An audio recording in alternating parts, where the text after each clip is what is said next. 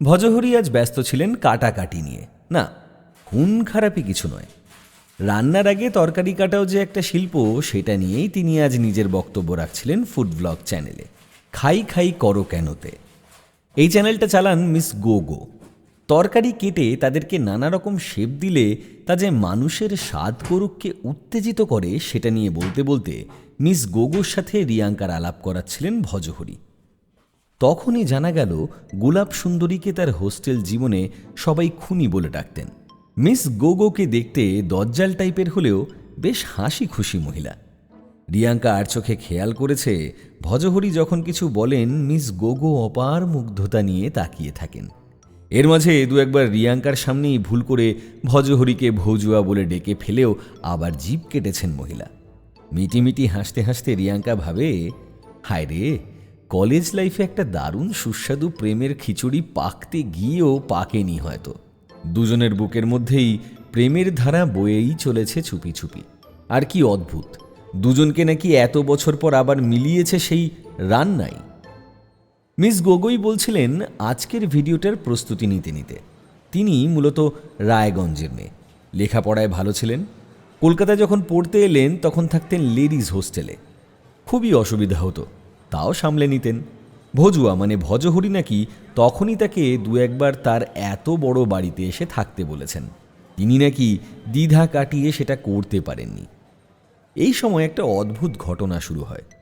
Miss গোগো নাকি রাতের বেলায় ঘুমের মধ্যে হাঁটা শুরু করেন, সমন্যাম্বুলিজম, সহজ ভাষায় স্লিপ ওয়াকিং। শুধু তাই নয়, হাঁটার সময় তিনি নাকি একটা ধারালো ছুরি কিচেন থেকে নিয়ে সেটা নিয়েই এগিয়ে যেতেন আর মুখে বলতেন, খুনিকে বল, খুনিকে। হোস্টেলের বাকি মেয়েরা ভয় পেয়ে গেল। ভজহরির সাহায্যে নাকি একজন মনোরোগ বিশেষজ্ঞকে দেখানো হলো। ওষুধ বা থেরাপির পাশাপাশি সেই ডাক্তার নাকি একটা অদ্ভুত উপায় বলে দিলেন।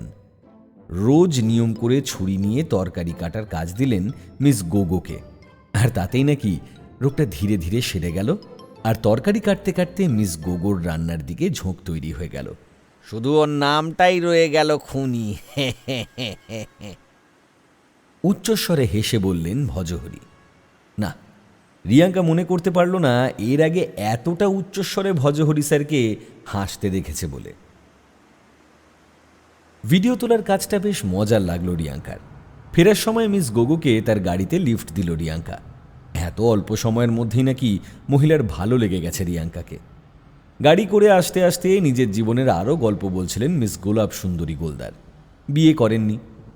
এতে রিয়াঙ্কা নিশ্চিত হয়ে গেল একটা ছ্যাঁকা খাওয়ার গল্প কোথাও না কোথাও লুকিয়ে আছে। একদিন চেপে ধরে জিজ্ঞাসা করবে বলে ঠিক করল সে। মিস গোগো কলেজ ছাড়ার পরেই তার জামাইবাবু আলিপুরদুয়ারের কোর্ট থেকে বদলি হয়ে কলকাতায় চলে এলেন। মিস গোগো তারপর থেকে দিদির বাড়িতেই রয়ে গেলেন। 5 বছর আগে দিদি মারা গেলেও জামাইবাবুর কথায় আর ফিরে যাননি রায়গঞ্জে। জামাইবাবু বিলাস রঞ্জন সরকার, একজন জাজ, এখন রিটায়ার্ড। 1 বছর আগেই জামাইবাবু তার এক জুনিয়রকে বিয়ে করেন, যেটা মিস গোগো মোটেও ভালো চোখে নেননি, সেটা তার কথাতে বোঝাই গেল। ভবানীপুর থানাটা বাঁ হাতে রেখে পার করলেই ডান দিকের একটা রাস্তা দিয়ে কিছুটা গেলেই চোখে পড়ে একটা বেশ পুরনো বাড়ি, সরকার ভবন। এটাই মিস গোগোর জামাইবাবুর বাড়ি। সেখানে নেমে পড়লেন মহিলা। রিয়াঙ্কাকে ডাকছিলেন কফি খাওয়ার জন্য। হাতে সময় না থাকায় রিয়াঙ্কা পরে আসার কথা বলে গাড়ি ঘোরালো, যদিও জানতো না এই বাড়িতেই রিয়াঙ্কাকে আবার খুব তাড়াতাড়ি আসতে হবে, আর সেটাও একটা রহস্য সমাধানের জন্য। ঠিক 4 দিনের মাথায় ফোন করলেন ভজহরি। জানালেন আজ বিকালে নাকি সরকার বাড়িতে যেতে হবে একবার। আসলে কিছুই না, রিটায়ার্ড জাজ বিলাসবাবুর জন্মদিন। তিনি কিছু বন্ধুকে আমন্ত্রণ জানিয়েছেন। মিস গোগোর কাছে তিনি তোমার ও আমার কথা শুনে আলাপ করতে চেয়েছেন কোনো একটা কারণে, বুঝলে? তা ডাকবেন যখন একটা শুভ দিন দেখেই ডাকতে চাইছিলেন। তোমার নাম্বারও চাইছিলেন, তুমি ব্যস্ত থাকতে পারো তাই আর আমি দিইনি। তুমি কি যাবে? অন্য কেউ হলে রিয়াঙ্কা হয়তো যেত না, কিন্তু কিছুদিন আগেই পুলিশের একটা পুরনো পত্রিকা হাতে এসেছিল। তাতে বিলাস রঞ্জনের একটা লেখা নজরে আসে রিয়াঙ্কার। তার জাজ জীবনের কিছু জটিল কেস নিয়ে তিনি লিখেছেন। ঘটনাগুলো বেশ ইন্টারেস্টিং। সুগত স্যারও বলেছিলেন বিলাসবাবুর জীবন নাকি খুব রহস্যে ঘেরা। তার প্রথমা স্ত্রী স্বাভাবিকভাবে মারা গেলেও সেটা নিয়ে নাকি সন্দেহের অবকাশ আছে। এত তাড়াতাড়ি সেই মানুষটার কাছ থেকেই আমন্ত্রণ পেয়ে রিয়াঙ্কা রাজি না হয়ে থাকতে পারল না। এই সুযোগে মনের মধ্যে যে প্রশ্নগুলো জেগেছে সেগুলোও করা যাবে। রিয়াঙ্কা একটা ঘন নীল রঙের গাউন পরেছে। মুচকি হেসে ভজহরি স্যার বললেন, খুব তাড়াতাড়ি কলকাতায় ক্রাইম রেট বেড়ে যাবে বলে মনে হচ্ছে, বুঝলে? কেন জানতে চাইল রিয়াঙ্কা। হাসিটা মুখে ধরে রেখেই ভজহরি বললেন, পুলিশ অফিসারের এহেন কিলার রূপ দেখে অনেক ক্রিমিনালই চাইবে ধরা পড়তে, তাই তারা ক্রাইম করবে। হাসতে গিয়ে মুখের সামনে ধরা ফুচকাটা প্রায় গলায় আটকে যাচ্ছিল রিয়াঙ্কার। বিলাস রঞ্জনের বাড়িতে যাবার আগে ভজহরি স্যার প্রায় জোর করে সাউথ কলকাতার বিবেকানন্দ পার্কের পাশের বিখ্যাত ফুচকা স্টলে এনেছেন রিয়াঙ্কাকে। ফুচকা নাকি সব থেকে ভালো অ্যাপেটাইজার। ভজহরি স্যার মনে করেন হয়তো অনেক কাল আগে ছোট ছোট কচুরি বানাতে গিয়েই ভুল করে ফুচকার জন্ম। স্কুলের দিদিমণির কাছে একটা কথা শুনেছিল রিয়াঙ্কা, পড়েছ যবনের হাতে, খানা খেতে হবে সাথে। বিখ্যাত ডিজাইনারের হাতে বানানো গাউন পরে ফুটপাতে দাঁড়িয়ে ফুচকা খেতে খেতে রিয়াঙ্কার কেন সেই কথাটাই মনে পড়ল সে তা জানে না। সরকার বাড়ির মধ্যে লনটা বেশ বড়, সেটাকেই বেশ সুন্দর করে সাজানো হয়েছে। হালকা গান বাজছে। বেশ কিছু লোক ছড়িয়ে ছিটিয়ে আছেন পানীয়ের পাত্র হাতে নিয়ে। ওদেরকে দেখেই ছুটে এলেন মিস গোগো। একটা অফ হোয়াইট গরদের শাড়ি পরেছেন মিস গোগো। মাথার কাঁচা পাকা চুলে গুঁজেছেন সাদা গোলাপ। আরও বেশি করে ছায়া দেবীর মতো লাগছে তাকে। ভজহরি স্যার যে একটা দীর্ঘশ্বাস ফেলেছেন সেটা রিয়াঙ্কার পুলিশি কান এড়ায়নি। রিয়াঙ্কা ভজহরিকে জিজ্ঞাসা করল, স্যার, প্রেমে পড়লে গোয়েন্দার বুদ্ধির তীক্ষ্ণতা বাড়ে না কমে? আপনার কি মনে হয়? খোঁচাটা বুঝতে পেরেই ভজহরি উত্তর দিতে যাবেন তার আগেই যে সুদর্শন প্রায় 6 ফুটের উপর উচ্চতার পুরুষ মানুষটি তাদের দিকে এগিয়ে এলেন, তিনি যে বিলাস রঞ্জন সরকার সেটা বলে দিতে হয় না। ভজহরি আর রিয়াঙ্কার সাথে আলাপ পর্ব মিটিয়েই বিলাস একটা অদ্ভুত কথা বললেন, আজ আপনারা দুজনেই একটু চোখ কান খোলা রাখবেন প্লিজ। পার্টি বেশ জমে উঠেছিল। বোঝাই যাচ্ছিল মুখ না চিনলেও অনেকেই নামে ভজহরিকে বেশ ভালো মতোই চেনে। বিলাসরঞ্জন আর কিছু বলার সুযোগই পাননি, শুধু বলেছেন তার উপর একটা অ্যাট্যাক হতে পারে বলে তাঁর আশঙ্কা। সেটা কবে হবে কেউ জানে না, আজও হতে পারে আবার কালকেও। এর মধ্যে রিয়াঙ্কাদের সাথে মিস গোগো সবার আলাপ করিয়ে দিয়েছেন। বিলাসরঞ্জনের বর্তমান স্ত্রী ঋতজার বয়স রিয়াঙ্কার চেয়ে সামান্য একটু বেশি, মানে বিলাস আর তার বয়সের পার্থক্য কম করে 25 বছর তো হবেই। ঋতজা হাসি মুখে সবার সাথে কথা বললেও বেশ একটা চাপা অহংকার তার হাবভাবে ফুটে ওঠে। তার হাঁটা দেখে ভজহরি চাপা স্বরে বললেন, ঋতজা কখনো কোনো গাড়ি অ্যাক্সিডেন্টে পড়েছিল বলে মনে হচ্ছে। ডান পায়ে হালকা চোট আছে, আর সেটা বেশ পুরনো। মিস গোগো বললেন তিনি জানেন না। আলাপ হলো বিলাস রঞ্জনের ভাইজি সুহানির সাথে, যে এখন আইন নিয়ে পড়ছে। কাকার বাড়িতে আশ্রিত বলা যায়। বিলাস রঞ্জনের এক বয়স্ক কাকা আছেন যিনি খুবই কম কথা বলেন। নামি সিগারেট কোম্পানিতে কেমিস্টের চাকরি করতেন। অনেক বছর নিরুদ্দেশ ছিলেন, তারপর 2 বছর আগে ফিরে আসেন আর ভাইপোর কাছে ঘাঁটি গাড়েন। মিস গোগোর ভাষায় এরা কেউই জামাইবাবুর বন্ধু নয়, সবাই চায় জামাইবাবুর ক্ষতি হোক। সব এক একটা মুখোশধারী শয়তান। রিয়াঙ্কার সন্দেহ হচ্ছিল, এরাই কি কেউ বিলাসবাবুর উপরে অ্যাটাক করতে পারেন নাকি স্যার? ভজহরি 1 পিস চিকেন দো পেঁয়াজা নিজের প্লেটে তুলে নিতে নিতে বললেন, তুমি হলে কি করতে? একজনকে বাড়িতে ফাঁকা পেয়েও কেন তাকে সবার সামনে ভিড়ের মধ্যে অ্যাটাক করবে? কারণ কি? নিজেই আবার উত্তর দিলেন, তবে হ্যাঁ, সেটাও হতে পারে যদি কেউ চায় যে বিলাসরঞ্জন যে শাস্তি পাচ্ছে সেটা সবাইকে দেখাতে, অনেকটা ওই সাইকো কিলারদের মতো, যে খুন করে সবাইকে জানিয়ে নিজেকে জাহির করে। কিন্তু প্রশ্নটা হলো, শত্রু কি শুধু ভিতরের নাকি বাইরেরও কেউ আছে? একজন রিটায়ার্ড জাজ পুলিশের পত্রিকায় লেখা তার আর্টিকেল বলছে তার জীবন বেশ রহস্যময়। তিনি কি তার কর্মজীবনে কোনো শত্রু বানাননি? আর একটা কথা মাথায় রেখো, সুগত বলেছে বিলাসের আগের স্ত্রী মানে গোলাপ সুন্দরীর দিদির মৃত্যুটা সন্দেহের ঊর্ধ্বে নয়। সেটা কি গোলাপ সুন্দরী জানে না? রিয়াঙ্কা মাথা নাড়ে। বলে জানারই কথা। মাটন অমৃতসরের হাড়টা বেশ ভালো করে চিবিয়ে ফেলে দিয়ে ভজহরি বললেন, তার মানে জামাইবাবুর ওপর তার যে কোনো রাগ নেই সেটাও কিন্তু বলা যায় না। এমন তো হতেই পারে দিদির মৃত্যু রহস্যের সমাধান করে দোষীকে শাস্তি দেবার জন্যই সে দিদি চলে যাবার পরেও তার বাড়িতে পড়ে আছে। কিছুটা দূরে মশালা কুলচার কাউন্টারটা ঠিকমতো সাজানো হয়নি বলে কেটারিংয়ের ছেলেদের সাথে হালকা বচসা করছিলেন মিস গোগো। এই আপাত সহজ সরল মহিলার মাথায় এত কিছু চলছে, তাই কি? রিয়াঙ্কার বিশ্বাস হয় না। আবার মনে হচ্ছিল সুগত স্যারের বলা কথা, কোনো বইয়ের মলাট দেখে বইকে বিচার করতে যেও না। হয়তো তাই। গোলাপ সুন্দরীর মনের মধ্যে কোনো খুনি ঘাপটি মেরে বসে আছে বলেই হয়তো উনি ঘুমের মধ্যে ছুরি নিয়ে হাঁটতেন। সত্যিই তো, জীবনটা তো আর সিনেমা নয় যে খুনি দেখলেই তাকে চেনা যাবে। 7 বছরের চাকরিতে রিয়াঙ্কা এটা হাড়ে হাড়ে বুঝেছে। ঠিক আগের কেসটাতেই প্রদীপ চ্যাটার্জিকে দেখে কি বোঝার উপায় ছিল যে তিনি ঠান্ডা মাথায় নিজের স্ত্রীকে খুন করে আবার সেই বডি সংরক্ষণ করে রেখেছেন। পার্টি এখন পুরো দমে জমে উঠেছে।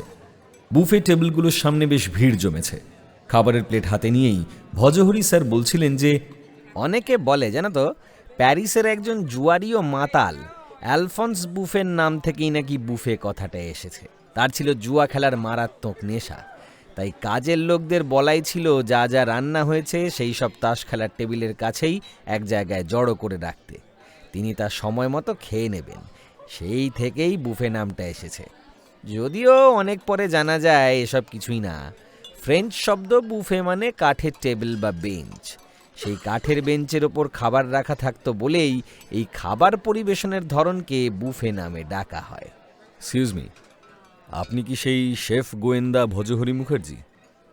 অচেনা পুরুষ কণ্ঠ শুনে ঘুরে তাকাতেই যাকে সামনে দেখা গেল তিনি মাঝারি হাইটের একজন, বয়স 40-এর আশেপাশে। গায়ের রং কিছুটা চাপা, চোখে মুখে বুদ্ধির ছাপ একেবারেই নেই। হাতের খাবারের প্লেট দেখেই বোঝা যায় ভদ্রলোক বেশ মেপে খান। ভজহরি হ্যাঁ বলে মাথা নাড়ার সাথে সাথে ভদ্রলোক নিজের পরিচয় দিলেন। ডাক্তার সত্য সাধন খাঁড়া, বিলাসরঞ্জনের ফ্যামিলি ডক্টর। হাজরার কাছে তার নিজের একটা মাঝারি মাপের নার্সিংহোম আছে বলেও জানালেন। তারই কোনো এক ডাক্তার বন্ধুর কাছেই নাকি তিনি ভজহরির নাম আর কাণ্ড কারখানা শুনেছেন বলে জানালেন ডক্টর খাঁড়া। এটা সেটা দু একটা খেজুরে আলাপ করার পর ডক্টর খাঁড়া বললেন তার জীবনে একটা সমস্যার উদয় হয়েছে, তিনি সেটা নিয়েই একদিন ভজহরির সাথে পরামর্শ করতে চান। যদিও সমস্যাটা ঠিক তার নয়, তার শাশুড়ি মায়ের। ভজহরি রিয়াঙ্কার সাথেও আলাপ করিয়ে দিলেন, কিন্তু ডাক্তার খাঁড়া খুব একটা আগ্রহ দেখালেন বলে মনে হলো না। হয়তো পুলিশে ছুলে 18 ঘা কথাটা মনে পড়ে গেল তার। ভজহরি নাম্বারটা নিতে যাবেন ঠিক তখনই গোটা লনের আলোটা হঠাৎ করে নিভে গেল, আর কানে এলো একজন মহিলার চিৎকার। কি হয়েছে বোঝার আগেই দু একটা কাঁচের পাত্র পড়ে যাওয়ার শব্দ হলো। কেউ কেউ ততক্ষণে মোবাইলে টর্চ জ্বালিয়ে ফেলেছেন। মিস গোগোর গলার আওয়াজ পাওয়া গেল, গোপালদা দেখো তো মেন সুইচটায় কিছু হয়েছে নাকি। কেউ একজন বলল, দেখছি ছোট দিদি। কারো একটা চিৎকার শোনা গেল, এ কি, আপনি পড়ে গেলেন কি করে? টর্চের আলোয় দেখা গেল রসগোল্লার কাউন্টারের কাছেই পড়ে আছেন বিলাসরঞ্জন। দেখেই বোঝা যায় মানুষটার জ্ঞান নেই। মাথার পাশেই কিছুটা রক্ত পড়ে আছে। ভজহরি ছুটে এসে পালস চেক করে বললেন, একটু ধরুন না, মিস্টার সরকারকে কোথাও শোয়াতে হবে। আলো আর বিলাসরঞ্জনের জ্ঞান বেশ কিছুক্ষণ আগেই এসে গেছে। আলোর সুইচ কেউ ইচ্ছে করেই নিভিয়ে দিয়েছিল, আর বিলাসরঞ্জন জানালেন অন্ধকারের সুযোগে কেউ তার গলা চেপে ধরে আর কোনো ভারী কিছু দিয়ে মাথায় আঘাত করে। এই সময় তার কাছেই একজন মহিলা ছিলেন, তিনি ভয় পেয়ে চিৎকার করতেই তাকে আততায়ী ছেড়ে দেয়। না হলে হয়তো ভয়ে গলাটা বুজে আসছিল বিলাসের। ডক্টর খাঁড়া তাকে একটা ঘুমের ইঞ্জেকশন দিয়েছেন। পার্টির তাল কেটে গেছে, সবাই বিদায় নিয়ে ঘর থেকে বের হতে যাবে, আর ঠিক তখনই বিলাসরঞ্জন বললেন কথাটা, যে আমায় মেরেছে সে কিন্তু কোনো মহিলা, উচ্চতা 5 ফুট 3 বা 4 মতো হবে। একটা চাপা আর্তনাদ ছিটকে বের হয়ে এলো মিস গোগোর গলা থেকে। বিলাসবাবু শরীরটা খুব একটা ভালো লাগছিল না। তাছাড়া তখনও অতিথিরা বাড়ি থেকে যায়নি। তাই ভজহরি আর তাকে বিরক্ত না করে কাল সকাল 11টায় আসবেন বলে বের হয়ে এলেন। সারা রাস্তা বেশ গুম হয়ে বসে থাকলেন ভজহরি। প্রশ্ন করাতে বললেন, যে সময় আলোটা নিভে গেল সেই সময় বাড়ির বাইরে থেকে একটা হালকা আলো এসে পড়ছিল লনে, ফলে পুরোটা অন্ধকার হয়ে যায়নি। তাই ভজহরি মনে করার চেষ্টা করছিলেন যে অন্ধকারের মধ্যে কার কার মুভমেন্ট তিনি খেয়াল করেছেন। সেগুলোই মাথার মধ্যে সাজাচ্ছিলেন গোয়েন্দা শেফ। যেই আক্রমণ করে থাকুক না কেন, তারা দলে দুজন ছিল নিশ্চয়ই, একজন আলো নেভাবে আর একজন আক্রমণ করবে। কিন্তু তারা কারা? রিয়াঙ্কাও মনে করার চেষ্টা করছিল। কিছুই মনে পড়ল না। আসলে আচমকা আলো নিভে যাওয়াতে সে কিছুটা বিস্মিত হয়ে পড়েছিল। ভুল, মারাত্মক ভুল। পার্টিতে গাউন পরলেই তো আর পুলিশ অফিসার মানুষটা বদলে যায় না, বিশেষ করে যেখানে শুরুতেই তাদেরকে সজাগ করে দিয়েছিলেন বিলাসবাবু নিজেই। পরদিন রিয়াঙ্কা যখন বিলাসবাবুর বাড়ি যাওয়ার জন্য ভজহরিকে নিতে এলো, তখন ভজহরি নতুন একটা রান্না করছেন, চিংড়ি মাছের বৈরাগ্য। একদম নাকি তার মাথা থেকেই বের হয়েছে এই রান্নাটা। এমন কিছু উপকরণ এতে ব্যবহার করা হয় যাতে রান্নাটা দেখতে হয় একদম গেরুয়া, তাই এমন নাম। রিয়াঙ্কাকে টেস্ট করতে দিলেন রান্নাটা। রিয়াঙ্কা খেয়ে দেখল মন্দ হয়নি। একটা অদ্ভুত টক মিষ্টি ঝাল মেশানো স্বাদ। মিষ্টির একটা বিশাল বাক্স সুন্দর করে র্যাপ করা রিয়াঙ্কার গাড়ির পিছন সিটে শুয়ে আছে। উত্তর কলকাতার শোভাবাজার অঞ্চলের একটা বহু পুরনো মিষ্টির দোকানের জল ভরা সন্দেশ আছে ওতে। সকালবেলায় নাকি বাজার করতে সেখানেই গিয়েছিলেন ভজহরি।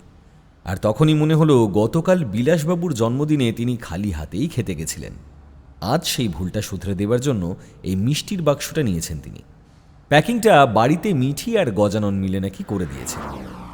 গাড়িতে যেতে যেতে ভজহরি বলছিলেন, কাল রাতে আলো নেভার সময় বিলাসের সব থেকে কাছে ছিলেন মিসেস পাকরাশি বলে একজন, আর ছিলেন মিস গোগো আর বিলাসের স্ত্রী ঋতজা, আর ছিল কেটারিংয়ের দুজন মেয়ে, মোট 5 জন। এদের মধ্যে মিস গোগো আর ঋতজার মোটিভ থাকতেও পারে, কিন্তু বাকিদের কি মোটিভ ছিল সেটা জানা না গেলে আক্রমণের ব্যাপারটা বেশ ধোঁয়াটে লাগছে। এটা কি মারতে চেয়েছিল বলে নাকি ভয় দেখানোর জন্য স্যার? জানতে চাইল রিয়াঙ্কা। ভজহরির ভ্রুটা খুব কুঁচকে গেল, তারপর আবার সোজা হয়ে গেল। সেটা বোঝা যাবে বিলাসবাবুর জীবন কতটা রহস্যময় সেটা জানার পর। গাড়ি থেকে তার আনা মিষ্টির বাক্সটা খুব যত্ন করে নামাতে নামাতে বললেন ভজহরি, ওদের গাড়ি সরকার বাড়িতে এসে গেছে। বেশ হতাশ হলেন ভজহরি, কারণ তার হাত থেকে মিষ্টির বাক্সটা নিয়ে টেবিলে রাখলেও অবসরপ্রাপ্ত বিচারক বিলাসরঞ্জন জানালেন তার হাই সুগার, অর্থাৎ ভজহরি না জেনেই তার জন্য বিষ নিয়ে এসেছেন। তবে তিনি উপহার সানন্দে গ্রহণ করলেন। কথা বলার সময় বিলাস রিয়াঙ্কা আর ভজহরিকে নিয়ে সোজা ছাদে চলে গেলেন। সেখানেই চা আর জল খাবার দেবার ব্যবস্থা হলো। কিছুক্ষণ থম মেরে থাকার পর বিলাস জানালেন তিনি বিচারক থাকাকালীন অনেক কেসের বিচার করেছেন, আর সেই সমস্ত কেসের বিবরণ তার ডায়েরিতে লেখা আছে। ঠিক 4 মাস আগে তিনি একটি হুমকির চিঠি পান, যাতে একটা সাদা কাগজে নীল দিয়ে লেখা বিচার। তিনি গুরুত্ব দেননি, কিন্তু এইবার আরও কয়েকটা চিঠি আসা শুরু হয়। প্রতিবার কাগজ সাদা, কিন্তু কালির রং বদলে যায়, আর লেখা সেই এক, বিচার। চিঠিগুলো বিলাসের কাছেই ছিল। তিনি দেখালেন। খুব মন দিয়ে দেখে ভজহরি বললেন, ঝর্ণা কলমে লেখা। বিলাসের দিকে তাকিয়ে জানতে চাইলেন, আচ্ছা, এই চিঠিগুলো দেখে কিছু কি মনে পড়ছে আপনার? মাথা নাড়লেন বিলাস। পড়ছে। 2002-তে আমি একটা কেসের রায় দিই। তখন আমি হাইকোর্টে। একজন বিজ্ঞানী নিজের সেক্রেটারিকে খুন করেছিল বলে অভিযোগ ছিল, ব্রুটাল মার্ডার। আমি ফাঁসির আদেশ দিই। উচ্চ আদালতে রায় বদলে যায় যাবজ্জীবন কারাদণ্ডে। কিন্তু ঠিক 1 বছরের মাথায় সেই বিজ্ঞানী নিজের সেলের মধ্যে বিষ খেয়ে সুইসাইড করেন।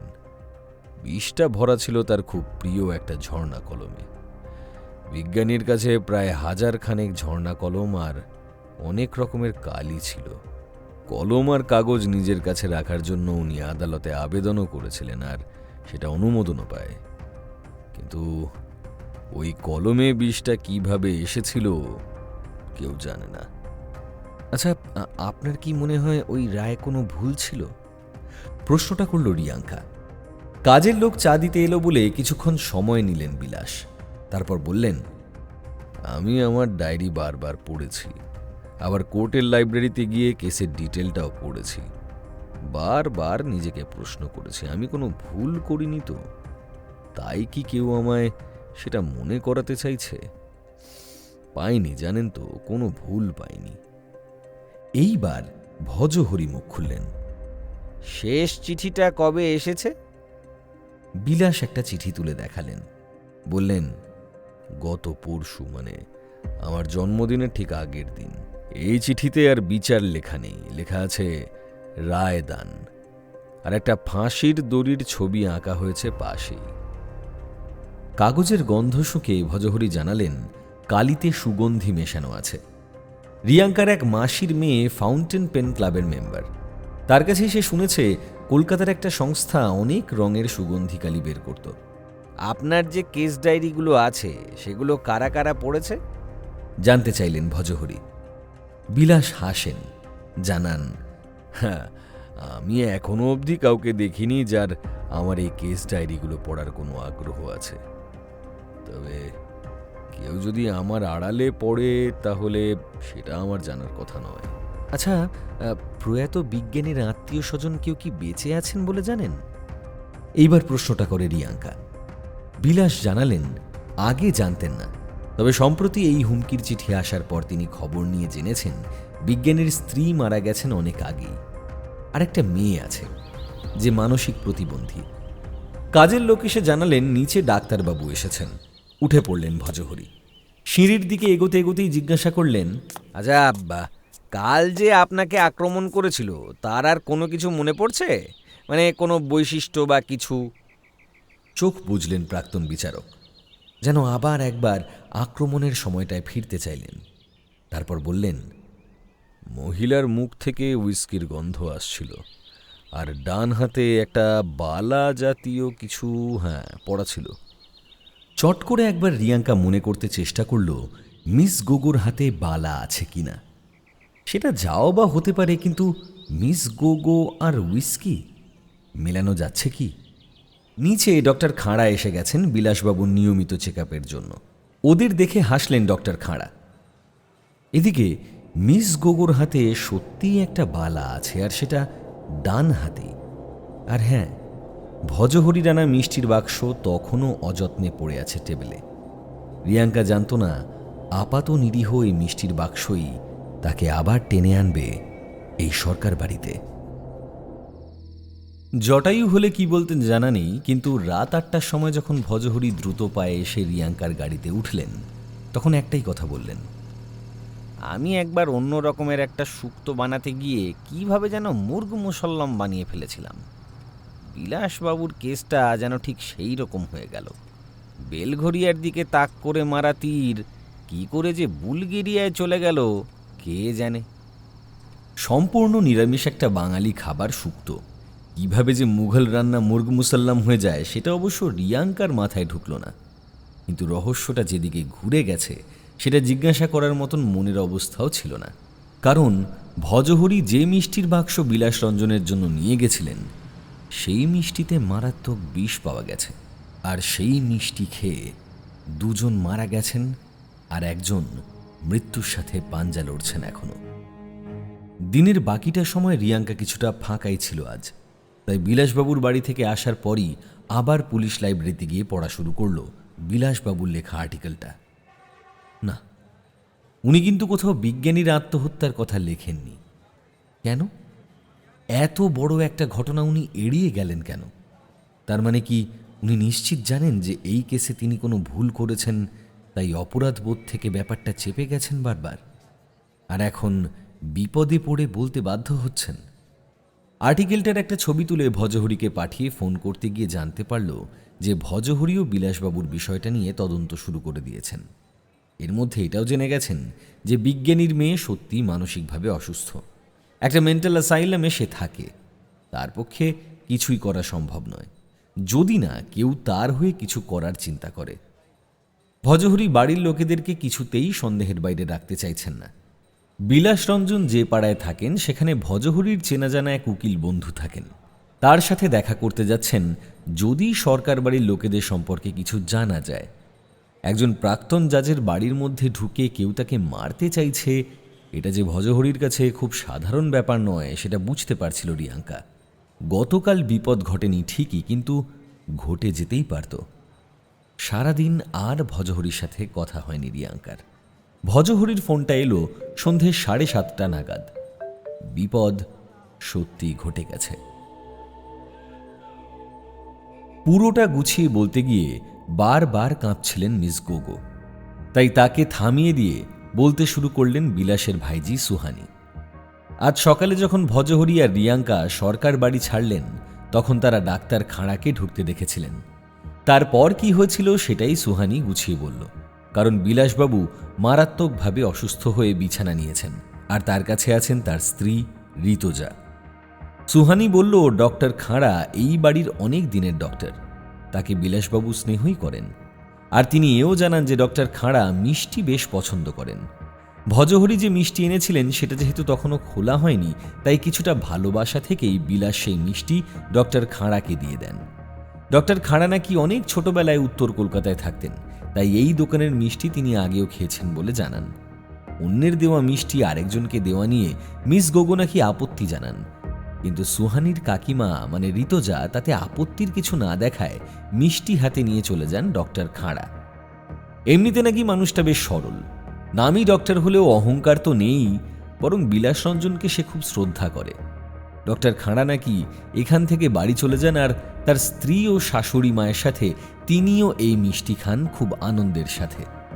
জলভরা সন্দেশের সেই আগের স্বাদ পেয়ে ডক্টর খাঁড়া খুবই খুশি হয়ে বিলাসকে ফোন করে সেই কথা জানান ও তার স্ত্রী ও শাশুড়ির পক্ষ থেকে ধন্যবাদও জানান। এরপর ডক্টর খাঁড়া নিজের নার্সিং হোমে চলে যান। বিকেল 4টে নাগাদ তার শরীর খারাপ করতে শুরু করে আর তাকে অজ্ঞান অবস্থায় তার চেম্বারে আবিষ্কার করে তার নার্সিং হোমের একজন স্টাফ। ডক্টরকে বাঁচানো যায় ও জানা যায় তার পেটে আর্সেনিক জাতীয় বিষ ছিল। এই অবধি তাও ঠিক ছিল। ডাক্তারবাবুর মাথায় বাজ পড়ে যখন উনি খবর পান যে তার ফ্ল্যাট ভেতর থেকে বন্ধ ও কেউ সাড়া দিচ্ছে না। ফ্ল্যাটের অন্য লোকেরা থানায় খবর দিলে পুলিশ আসে ও ডক্টর খাঁড়ার ফ্ল্যাটের দরজা ভেঙে তারা তার স্ত্রী সুরঞ্জনা ও শাশুড়ি নির্মলা দেবীকে মৃত অবস্থায় আবিষ্কার করে। পুলিশের ডাক্তারের হিসেবে তাদের মৃত্যু হয়েছে কম করে 1 ঘন্টা আগেই, আর তাদের পেটেও আর্সেনিক জাতীয় বিষ পাওয়া গেছে। এখন বাজে রাত 10টা। রিয়াঙ্কাদের গাড়ি এখন রাসবিহারী অ্যাভিনিউয়ের কাছে একটা জ্যামে দাঁড়িয়ে আছে। 10 মিনিট হলো ওরা ডক্টর খাঁড়ার নার্সিংহোম থেকে কথা বলে বের হয়েছে। তারপর আর একটাও কথা বলেননি ভজহরি। কদিনে রিয়াঙ্কা বুঝে গেছে ওর মাথায় জটিল অঙ্ক চলছে। তারই আনা মিষ্টিতে কিনা বিষ কি করে? উত্তর কলকাতার যে দোকান থেকে মিষ্টিগুলো কেনা হয়েছিল সেই দোকানে খবর নিয়ে জানা গেছে তারা দুপুর 1টা অবধি প্রায় 200 পিস জল ভরা সন্দেশ বিক্রি করেছে। এখনও অবধি কেউ এসে কোনো অভিযোগ করেনি। লোকাল থানাও জানিয়েছে কোনো পয়জনের কেস তাদের কাছে আসেনি। তার মানে মিষ্টির বাক্স বদল হয়েছে। হলে সেটা কে করেছে আর কখন, কিভাবে? 8টার সময় বিলাসবাবুর সাথে কথা বলা যায়নি। অন্য ডাক্তার এসে তাকে সিডেটিভ দিয়ে গেছে। ঘুমোচ্ছিলেন। বাড়ির বাইরে পাহারা বসানো হয়েছে পুলিশ থেকে। এত রাতে আর বিলাসকে বিরক্ত করতে চাইলেন না ভজহরি। কাল খুব সকালে তাদের দুটো জায়গায় যেতে হবে। বিলাসের বাড়ি হয়ে তারা যাবে নাকতলা, ডক্টর খাঁড়ার ফ্ল্যাট, যেটা ইতিমধ্যে সিল করে দেওয়া হয়েছে। গাড়ি থেকে নামার সময় রিয়াঙ্কা একটাই প্রশ্ন করল ভজহরিকে, আপনি যে মিষ্টি নিয়ে যাবেন এটা কে জানতেন স্যার? প্রশ্নটায় ভজহরি অবাক হলেন না, বরং কিছুটা খুশির আভাস যেন ফুটে উঠল তার মুখে। উত্তর দিলেন সাথে সাথেই, গোলাপ সুন্দরী জানতো। ভজহরি যখন উত্তর কলকাতার ওই দোকানের সামনে দাঁড়ানো সেই সময় নাকি তাকে ফোন করেন গোলাপ সুন্দরী গোলদার। কাল সারা রাত নাকি তার ঘুম আসেনি। আসলে গোলাপ যে মনে মনে তার জামাইবাবুকে পছন্দ করে না সেটা অনেকেই জানে। কেউ কি সেটাকে কাজে লাগাতেই কোনো মহিলাকে দিয়ে আক্রমণ করালো পার্টিতে? এমনকি তার ভজুয়া তাকেই সন্দেহ করছেন কিনা সেটা জানতে চাইছিলেন তিনি। ফোনেই ভজহরি বলেন তিনি আজ সরকার বাড়িতে যাবেন, তখনই সব শুনবেন। কথায় কথায় এটাও বলেন যে তিনি বিলাসবাবুর জন্যই মিষ্টি কিনতে এসেছেন। সবটা শুনে রিয়াঙ্কা কিছু ভাবছিল। মুচকি হেসে ভজহরি বললেন, মিস গোগো কেন? অনেক গল্পেই তো গোয়েন্দা নিজেই খুন করে, আমি করতে পারি না। কিন্তু স্যার, মোটিভ? প্রশ্নটা রিয়াঙ্কার মুখ থেকে যত দ্রুত ছিটকে বের হলো তার থেকে অনেক দ্রুত উত্তর দিয়েছেন ভজহরি। রিভেঞ্জ, প্রতিশোধ। বেশ সকালেই ভজহরি ফোন করে ডেকে নিয়েছেন রিয়াঙ্কাকে। সোজা ওরা চলে এসেছে টেরিটি বাজার চত্বরে চীনা ব্রেকফাস্ট খেতে। আগের রাতে নিজেকে খুনি বলে যে ধাঁধাটা তৈরি করেছেন গোয়েন্দা শেফ, সেটাও নাকি চীনে খাবারকে ভালো করে চিনে নিতে নিতে বুঝিয়ে দেবেন। ভজহরির এক চেনা চীনে মহিলার কাছ থেকে ওরা নিয়েছে পোর্ক বল স্যুপ আর ফিশ বল স্যুপ। একদম ধোঁয়া উঠছে। রিয়াঙ্কার জিভ পুড়েই গেল খানিকটা। ভজহরি আরাম করে স্যুপে চুমুক দিয়ে বললেন, আমি আর মিস গোগো প্রেম করছিলাম, বুঝলে, কলেজ জীবনে। তখন বিচারকবাবু মানে বিলাসরঞ্জন সরকার আমাদের প্রেমের পথে কাঁটা হয়ে দাঁড়ান। এরপর বেশ কিছুকাল পরে যখন মিস গোগোর দিদি মানে জবা কুসুম সরকার প্রেশার ফল করে মারা যান, আপাত দৃষ্টিতে সেই মৃত্যু স্বাভাবিক মনে হলেও মিস গোগো তার দিদির মাথার কাছ থেকে পেয়েছিল হাই বিপির ওষুধ। কেন? তার তো ব্লাড প্রেশারের কোনো সমস্যা ছিল না। তাহলে তাই মিস গোগো ঠিক করে এর শেষ দেখে ছাড়বে। আমার তো পুরনো রাগ ছিলই, তাই আমি জলভরা সন্দেশে বিষ মিশিয়ে বিলাসবাবুকে মারার চেষ্টা করলাম। তোমায় অ্যালিবাই রাখলাম যাতে আমার ওপর সন্দেহ না পড়ে, আর তারপর চালাকি করে ঘেঁটে দিলাম সবাইকে। মিটে গেল। রিয়াঙ্কার স্যুপ অনেকক্ষণ ঠান্ডা হয়ে গেছে। এতটাই সিরিয়াসভাবে পুরো থিওরিটা বললেন ভজহরি যে সেটা বিশ্বাস না করার কোনো কারণই নেই। তার বিস্মিত মুখের দিকে তাকিয়ে ফিশ বল স্যুপের আর এক চামচ মুখে চালান করে দিয়ে ভজহরি বললেন, এই যে আমি তোমায় সকাল সকাল টেরিটি বাজারে ডেকে চীনে খাবার খাওয়াতে খাওয়াতে এই সব বলছি, এটাও কিন্তু আমার একটা চাল, তোমায় ঘেঁটে দেওয়ার জন্য। না। রিয়াঙ্কার মারাত্মক ঘাবড়ে যাওয়া মুখ দেখেও হাসলেন না ভজহরি। বললেন, চলো, চীনে খাবারের পরে চীনাদের প্রিয় পানীয় এক পাত্র পেটে পড়া দরকার, বুঝলে। চা খেতে খেতে গুম মেরে থাকা রিয়াঙ্কার দিকে তাকালেন ভজহরি। তারপর বললেন, কি থিওরিটা খুব কাঁচা মনে হচ্ছে? এইবার রিয়াঙ্কার মুখে মুচকি হাসি ফোটে। সে বলে, একটাই পয়েন্ট কাঁচা রয়ে গেছে স্যার। কাজটা যদি আপনি করতেন তাহলে আর যাই হোক ডায়াবেটিক রোগীর জন্য কোনো মতেই মিষ্টি নিয়ে যেতেন না, অন্য রাস্তা নিতেন। চায়ের ভাঁটটা মুখের কাছে ধরে কিছুক্ষণ রিয়াঙ্কার দিকে তাকিয়ে থেকে ভজহরি বললেন, এই এই তুমি আমার আর কাছে এসো না তো। আমি সুগতকে বলে দেবো আর একটু কাঁচা ধাতের অফিসার আমার কাছে পাঠাতে। বলেই ভাঁটটা এমনভাবে ছুঁড়লেন যেন মনে হলো ক্রিকেট খেলায় কাউকে রান আউট করছেন। গাড়িতে যেতে যেতে বললেন, একটা কথা মনে রাখবে, সন্দেহের বৃত্তের বাইরে কাউকে রাখবে না, কিছুতেই না। তুমি নিজেকেও সন্দেহ করবে, আর সরকার বাড়ির লোকেরাও কেউ সন্দেহের ঊর্ধ্বে নয় কিন্তু। ঠিক একই কথা বললেন বিলাসরঞ্জন। ভদ্রলোক এখনও বেশ কাহিল হয়ে আছেন। একদম বাড়ির মধ্যে ঢুকে পরপর আক্রমণ আর তার সাথে তারই ডাক্তারের পরিবার এইভাবে ধ্বংস হয়ে যাওয়াটাকে বিলাসবাবু মানতে পারছেন না। ঘরের দরজা এখন বন্ধ, ঘরে আর কেউ নেই ওরা তিনজন ছাড়া। বিলাস বলছিলেন তার এখন খুব বেশি করে বাড়ির লোকেদের সন্দেহ হচ্ছে। কেউ হয়তো মিষ্টির বাক্সটা বদলে দিয়েছে। ভজহরি উঠে দাঁড়ালেন। অনেকগুলো অ্যান্টিক পিসে ভর্তি আলমারিটার দিকে তাকিয়ে কিছুটা আনমোনাভাবেই বললেন, বাড়ির লোকেদের আমিও সন্দেহ করছি মিস্টার সরকার, কিন্তু দুটো সমস্যা আছে, বুঝলেন। আমি মিষ্টি আনার পর ছাদে উঠে যাই, তারপর আপনার সাথে কথা বলে যখন নামি ততক্ষণে পার হয়ে গেছে 25 মিনিট। এত দ্রুত প্ল্যান করে মিষ্টি এনে সেম র্যাপারে মুড়িয়ে সেটা আবার টেবিলে রাখার জন্য 25 মিনিট যথেষ্ট সময় নয়। পাড়ার দোকান থেকেও মিষ্টি আনা হয়নি, তাহলে ডক্টর খাঁড়া আপনাকে মিষ্টি খেয়ে সেই স্বাদ তাকে ফেরানোর জন্য ধন্যবাদ দিতেন না। আর যদি ধরেও নিই এটাই ঘটেছে, তাহলে প্রশ্ন আসে, আপনার বাড়ির সবাই তো জানে যে আপনি ডায়াবেটিক, মিষ্টি খান না, তাহলে সে মিষ্টি দেবার রিস্কটাই বা নেবে কেন? অনেক চাপাচাপির পরেও যদি আপনি একটা মিষ্টি খান, সেটা আপনাকে মেরে ফেলার জন্য যথেষ্ট নাও হতে পারে। একজন ঠান্ডা মাথার খুনির জন্য এটা বেশ একটা কাঁচা প্ল্যান হয়ে গেল না মিস্টার সরকার? তবে আপনার বাড়িতে কোনো সিসিটিভি ক্যামেরা নেই, বসার ঘরের দরজাও হাট করে খোলাই থাকে, মিষ্টির বাক্সটা অনেকক্ষণ অরক্ষিত ছিল। কেউ যদি আমার মিষ্টি কেনা সম্পর্কে আগে থেকেই জানে আর বাইরে থেকে এসে মিষ্টির বাক্সটা বদলে দেয়, তাহলে সেটা হতেই পারে। মাথা নাড়ছিলেন বিলাসবাবু। তিনিও বুঝতে পারছেন না কিভাবে তিনি ডক্টর খাঁড়ার সামনে গিয়ে দাঁড়াবেন। তার সামান্য একটা উপহার ডক্টর খাঁড়ার জীবনে এতটাই ক্ষতি বয়ে আনলো যে গলাটা বুঝে এলো প্রাক্তন বিচারকের। এখন বাজে সকাল 11:30। সরকার বাড়ির সবার সাথে কথা বলে বের হতে হতে অনেকটাই দেরি হয়ে গেছে। গতকাল ডক্টর খাঁড়ার ফ্ল্যাটে যাওয়া হয়নি, আজ একবার সেইখানেই যেতে হবে। বাড়ির লোকেরা কে কে কি বলেছে সবটাই রেকর্ড করেছে রিয়াঙ্কা, সেটাই শুনতে শুনতে আসছিল গাড়িতে বসে।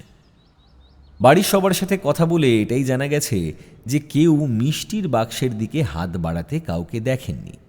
বাড়ির বাইরে থেকে কেউ এসেছে কিনা কেউ বলতে পারছে না। আর মিষ্টির বাক্সটা কম করে 5 মিনিট পুরোপুরি অরক্ষিতভাবে ছিল। সেই সময় বাইরের লোক বা বাড়ির কেউ সেটা বদলে দিয়েছে কিনা সেটাই কোটি টাকার প্রশ্ন।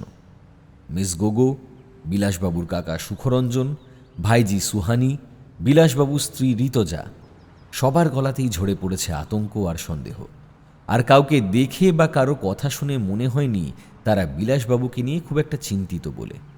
বিলাসবাবুকে যে কেউ বা কারা নিয়মিত হুমকি দিচ্ছিল সেটা কেউই জানেন না। বিলাসবাবুর কোর্ট কেসের ডায়েরি সুহানি 2-1বার নাড়াচাড়া করলেও সে বিজ্ঞানীর সুইসাইডের কথা জানে না। ঋতজা স্বামীর ওপর এইভাবে হামলার জন্য খুবই চিন্তায় আছেন মুখে বললেও রিয়াঙ্কার ঝানু চোখ তার অপটু অভিনয়কে ধরতে ভুল করেনি। বাড়ির সবাইকে জেরা করাটা যদি একটা সিঁড়ি ভাঙা অঙ্ক হয়, তাহলে তার নিট ফল হল বিলাসবাবুর মৃত্যুতে কারো কিছু যায় আসে না। কেউ তাকে নিজের হাতে মারার সাহস না রাখলেও বিলাস মরলে তারা কেউ শোকে পাগল হয়ে যাবে না। ভজহরি রিয়াঙ্কাকে বললেন সরকার বাড়ির সবকটা লোকের গতিবিধির ওপর নজর রাখতে। রিয়াঙ্কা সঙ্গে সঙ্গে ফোনে অর্ডার দিয়ে দিল ডিপার্টমেন্টে, আর তাতেই কেসটা ঘুরে গেল অন্যদিকে। সুইসাইড করা বিজ্ঞানীর মেয়ে আর বিলাসের ভাইজি সুহানির মধ্যে একটা যোগ আছে, সেটা সে লুকিয়ে গেল কেন? ভজহরির কথায় বিলাসবাবুর অবস্থা অনেকটা রাবণের মতো, বুঝলে? তার বাইরের শত্রু তো আছেই, অনেকগুলো ঘরের শত্রুও আছেন। সেটা আন্দাজ করাই যাচ্ছিল, নিশ্চিত হতে সময় লাগলো না। প্যারামাউন্ট মেন্টাল হসপিটালটা হলো কলকাতা থেকে কিছুটা দূরে রিষড়ার কাছে। সেখানেই সেই সুইসাইড করা বিজ্ঞানীর মেয়ে থাকে আজ 12 বছর হলো। মেন্টাল হসপিটালটা চালায় একটা সমাজসেবী সংস্থা। দূর থেকে বিজ্ঞানীর মেয়েকে দেখে ভজহরি আর রিয়াঙ্কা যখন সংস্থার চেয়ারম্যানের সাথে কথা বলতে ঢুকবেন তার চেম্বারে, তখনই চমকটা এলো। চেয়ারম্যানের ঘর থেকে বিলাসরঞ্জনের ভাইজি সুহানি বের হচ্ছে দ্রুত পায়ে। খুব ব্যস্ত ছিল সুহানি, তাই ভজহরি বা রিয়াঙ্কা কাউকেই সে খেয়াল করেনি। রিয়াঙ্কা কিছু বলতে গেলে ভজহরি তার হাতটা চেপে দিলেন। সুহানি চলে গেল। সংস্থার চেয়ারম্যান রাকেশ সমাদ্দার জানালেন সুহানি এই সমাজসেবী সংস্থার সঙ্গে যুক্ত। সে মূলত আইনের ছাত্রী বলেই আইন সংক্রান্ত বিষয়ে এদেরকে সাহায্য করে, আর আবাসিকদের সাথে মানসিকভাবেও সে যুক্ত। বিজ্ঞানীর মেয়ের সাথে সে খুব সম্ভবত অনেক ছোটবেলায় একই স্কুলে পড়ত। এখনও এলেই সে তার সাথে বেশ কিছুটা সময় কাটিয়ে যায়। আর কেউ বিজ্ঞানীর মেয়ের সাথে দেখা করতে আসে না, এটাও জানা গেল। রিয়াঙ্কা এখন বুঝল ওরা যে সরকার বাড়ির সবার পিছনে লোক লাগিয়েছিল তাদের মধ্যে একজন সুহানিকে হাওড়া থেকে ব্যান্ডেল লোকালে উঠতে দেখে। সেও ট্রেনে ওঠে, কিন্তু তারপর সে হারিয়ে ফেলে সুহানিকে। সুহানি তাহলে ট্রেনে করে রিষড়াতেই আসে। সেটা ভজহরিকে বলতেই উনি বললেন, ভালো করেছে, রিষড়াতে আসা তো শরীরের পক্ষে ভালো, তাই না? মানেটা বুঝতে না পেরে রিয়াঙ্কা অবাক হয়ে তাকিয়ে রইল। রিশরার বিখ্যাত ফণি মোদকের দোকানে দাঁড়িয়ে তাদের বিখ্যাত সন্দেশ টপাটপ খেতে খেতে ভজহরির মুখটা বেশ গোমড়া দেখে খারাপই লাগলো। পরে এক হাঁড়ি মিষ্টি নিয়ে গাড়িতে ওঠার সময় অবশ্য বললেন, ভাবতে ভাবতে নাকি মিষ্টি খেতে নেই, তাতে নাকি মিষ্টি আর ভাবনা দুটোরই অপমান করা হয়। রিয়াঙ্কা জানতে চাইছিল, স্যার মিষ্টির কথায় মনে পড়ল, আচ্ছা মিষ্টিতে বিষ মেশানোটা বাড়ির লোকেদের কাজ হতে পারে? মানে তারা তো জানবেনই যে বিলাসবাবু মিষ্টি খান না, তাই না? তাহলে এই বোকামোটা কেন করবেন তারা? ওদের গাড়ি কলকাতার দিকে না গিয়ে এখন চলেছে রিশরার পরের স্টেশন শ্রীরামপুরের দিকে। কলকাতার চেয়ে অনেক বছর পুরনো শহর শ্রীরামপুরের কোনো এক দোকানের মাছের চপ একবার খেয়েছিলেন ভজহরি। তা নাকি তার মুখে লেগে আছে। এত কাছে এসে সেটা মিস করতে চান না। মাহেশের বিখ্যাত রথটা রাস্তার পাশেই রাখা, সেটার দিকে একটা প্রণাম ঠুকে ভজহরি বললেন, আমি যে বিশেষ মিষ্টিটা নিয়ে গেছিলাম সেটা হয়তো বিলাসবাবু পছন্দ করেন, সেটাই হয়তো ষড়যন্ত্রকারী জানেন। বাড়ির লোক মিষ্টি দিয়ে ওকে মারতে চাইবেন না, এটাই সবার আগে মনে হবে। এইভাবে ষড়যন্ত্রকারী নিজেকে আড়ালে রাখতে চাইছে হয়তো। মিষ্টিটা হয়তো বিলাসবাবু খেয়েও ফেলতে পারতেন, তাহলেই তো কেল্লা ফতে। সেটা না করে বিলাসবাবু সেই মিষ্টি ডক্টর খাঁড়াকে দিয়েই ব্যাপারটা একটু ঘেঁটে দিয়েছেন। তখন হয়তো খুনি সামনেই ছিলেন, কিন্তু কিছু আর করার নেই। রিয়াঙ্কা বলল, মিস গোগো নাকি বাধা দিয়েছিলেন মিষ্টিটা ডক্টর খাঁড়াকে দেবার ব্যাপারে। শ্রীরামপুরের বটতলা এসে গেছে, গাড়ি সোজা যাবে সেটা বলে ভজহরি উত্তর দিলেন, মিস গোগোর দিকে সন্দেহের তীর আছে সেটা ঠিক, কিন্তু মিষ্টির প্যাকেট দেবার ব্যাপারে মিস গোগো বাধা দিয়েছে অন্য কারণে।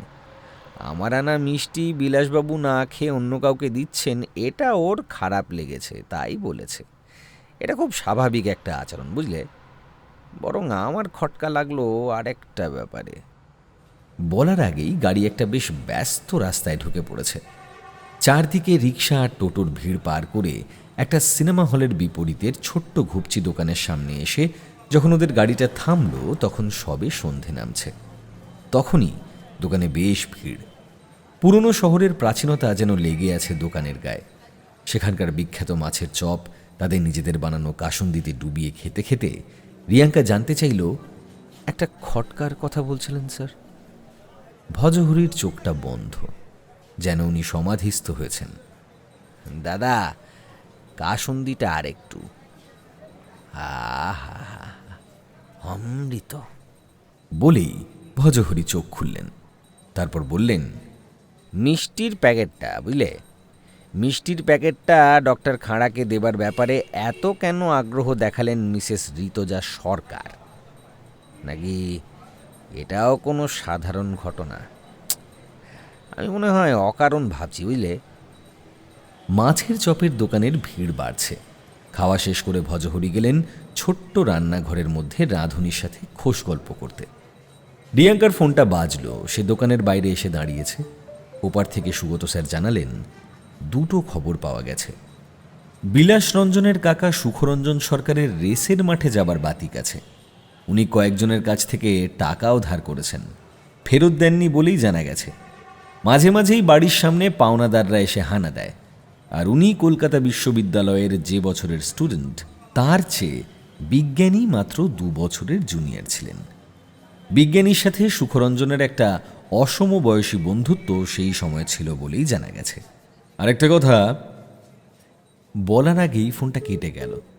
রিয়াঙ্কা কল ব্যাক করার চেষ্টা করলেও কলটা লাগলো না। ততক্ষণে মৌরি মুখে দিয়ে এসে গেছেন ভজহরি। বললেন, হাতে এখনো সময় আছে, একবার ডক্টর খাঁড়ার সঙ্গে দেখা করা দরকার। গাড়িতে ফিরতে ফিরতে রিয়াঙ্কা বলল সুগত স্যারের ফোনের কথা। ভজহরি খুব একটা অবাক হলেন না।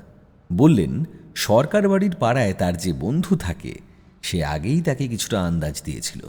বলেছিল সরকার বাড়ি নাকি হরি ঘোষের গোয়াল, সবাই সবার মতো থাকে, কেউ কারোর সাথে নাকি মানসিকভাবে যুক্ত নয়।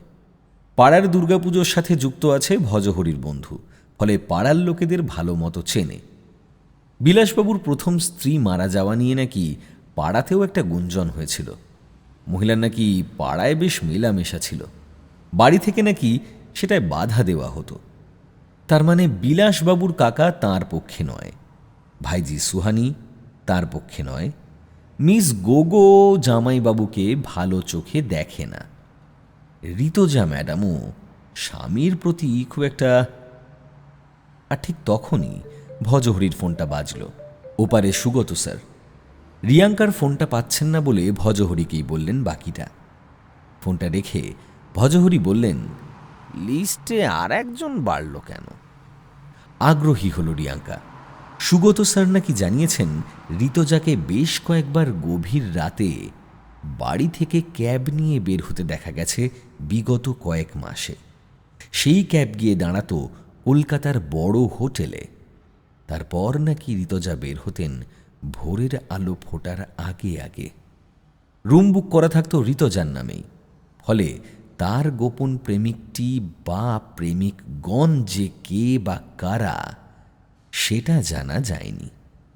আজ থেকে 1 বছর আগে ঋতজার নাকি একটা মাইনর অপারেশন হয়। তিনি কিছুদিন নার্সিং হোমে ভর্তি ছিলেন, আর তারপর থেকেই তার চাল চলন বদলে যায়। সন্ধে রাতের দিকে ঢলে পড়লেও গতকালের বাকি কাজগুলো আজকেই সেরে নিতে চাইলেন ভজহরি। আগের দিন তিনি ডক্টর খাঁড়ার সাথে দেখা করতে গেলেও খুব একটা কথা হয়নি। শারীরিক অসুস্থতা ও শোক কোনোটাই ডক্টর খাঁড়া কাটাতে পারেননি।